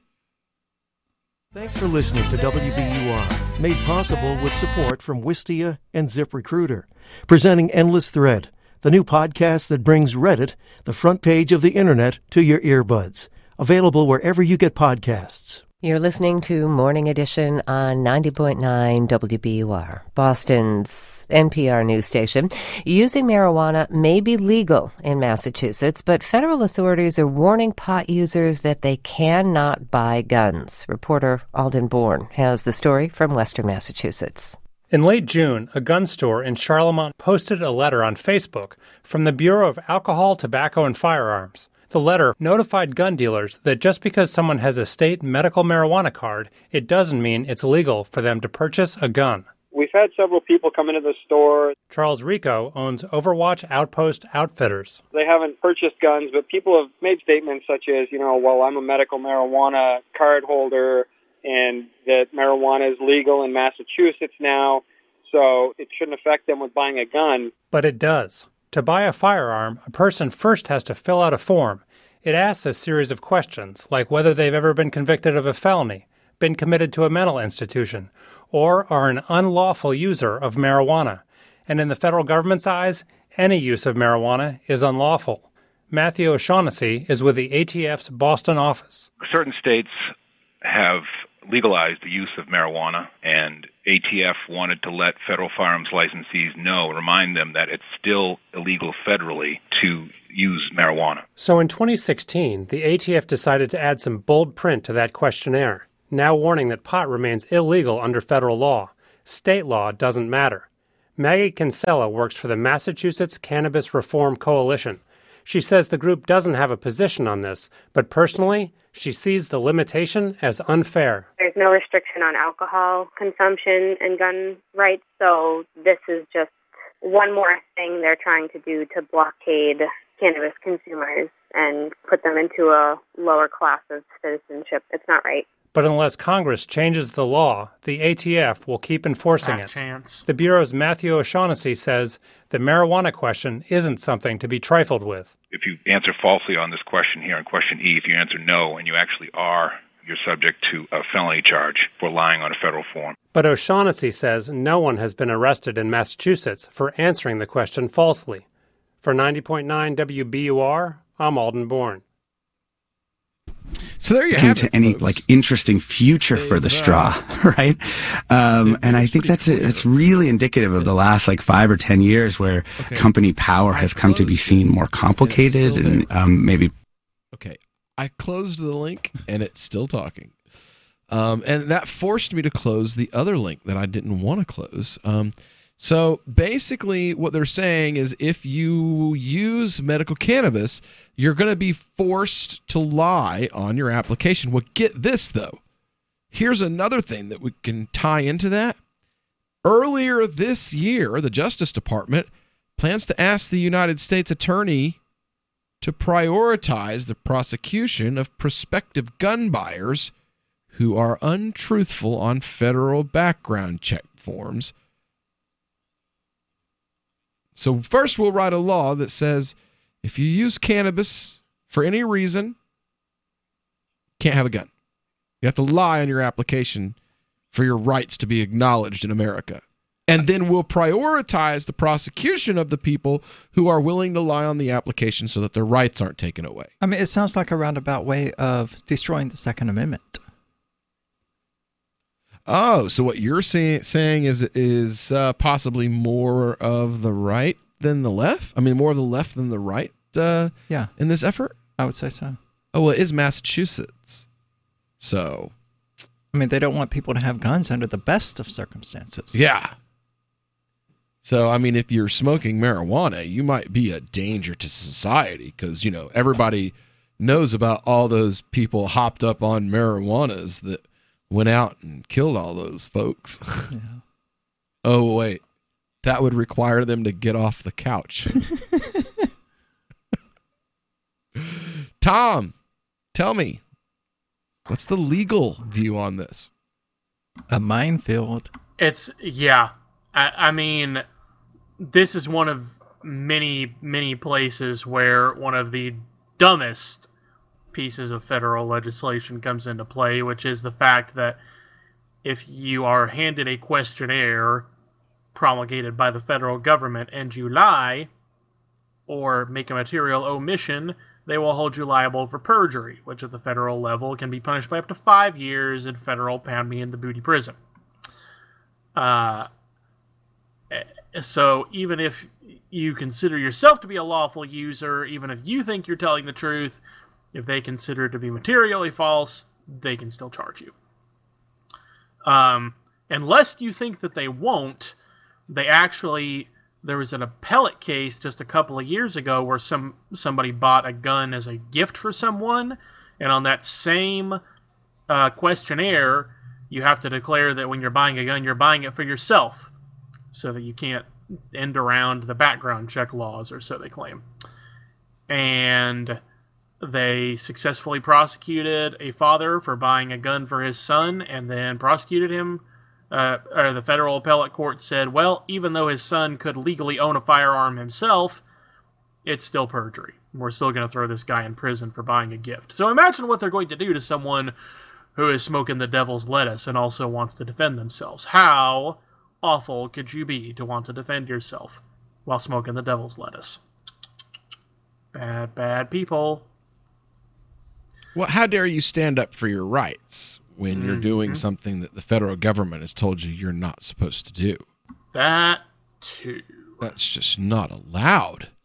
And, now, like I said, you've got here showing that the good old Jeff Sessions is prioritizing prosecuting cases where people are untruthful on these gun applications. So, I mean, I really need to know, which one is it? Is it we support gun rights, or we don't? Because I'm really tired of the GOP trying to think that they can have it both ways. Well, I mean, to people like Jeff Sessions, if you smoke weed, then you are the devil. So you don't deserve rights. Okay. So, I mean, he doesn't see it as violating your gun rights. He sees it as duly punishing people for their transgressions. You disagree with his authority, so your rights are forfeit. Yeah. Basically. You didn't respect his authority. Yeah, respect his authority. Exactly. You didn't respect his authority, therefore you are... Yeah. Yeah. Huh. I'll be damned. Well, welcome to America. Yep. I guess. If you don't get arrested for selling lemonade first. Right? Oh my God. Or for fouling someone in a basketball game. Welcome to America, yo. This is the country of freedom, where the idea of freedom wasn't born. That's right. That was like 5,000 years before that in China. I love how we don't need surveillance cameras everywhere like they have in the UK. Because we will just rat on each other, man. Who needs surveillance when we'll rat each other out happily? Oh, did you do something that I mildly dislike? I'm calling the cops. Y'all need something, man. Y'all need, I don't know what it is, but y'all need the Lord. You need some Satan, some guidance, I don't know what. Y'all need something. I know that much. Y'all need to quit calling the police on every damn body. That's what y'all need. I'm telling you, this is retarded. It is. I don't even. Stay tuned for Free Talk Live. For real, I am beyond words. Hey, go out, get involved in the Help Ice Kick the Bucket Challenge. Go pour a bucket of ice water on your head to help end ice. Free Talk Live's coming up next. On Free Talk Live, we're bringing people to the ideas of liberty every day. From wrestling superstars like Glenn Jacobs. You guys really are having an impact, I believe. Like I said, a lot of where I am now is due to listening to Free Talk Live. You changed my mind on some very important issues years ago. To random people tuning in on the radio. I was kind of stuck in the left-right paradigm. I heard your show by chance on a Saturday night. From there, I went on, joined the Free State Project, and become an amplifier. So, I mean, that's really the reason why I amp is because I know that if it wasn't for you guys being on as many stations as you are, I never would have found the ideas of liberty. Your AMP will directly change more lives by getting Free Talk Live in front of people looking for talk radio online and on the air. When you AMP Free Talk Live, you get perks like access to the AMP-only Facebook group and AMP podcast. Visit amp.freetalklive.com. There are lots of ways to listen to Free Talk Live. Our podcast has been around since podcasts began, and now the FTL feed is loaded with content besides our full show archives. Did you know that we make it easy for you to customize your podcast subscriptions? We have different feeds, one that includes only our full shows, one with just the Daily Digest, and one with just the Edgington Post. You decide what you listen to. It's quick and easy to customize your feeds at feeds.freetalklive.com. That's feeds.freetalklive.com. When you hear the word lobbyist, you probably think about greedy corporations, but not all lobbyists are the same. Some are fighting for the freedoms you hold dear. Liberty Lobby LLC is doing just that in New Hampshire, working hard to represent you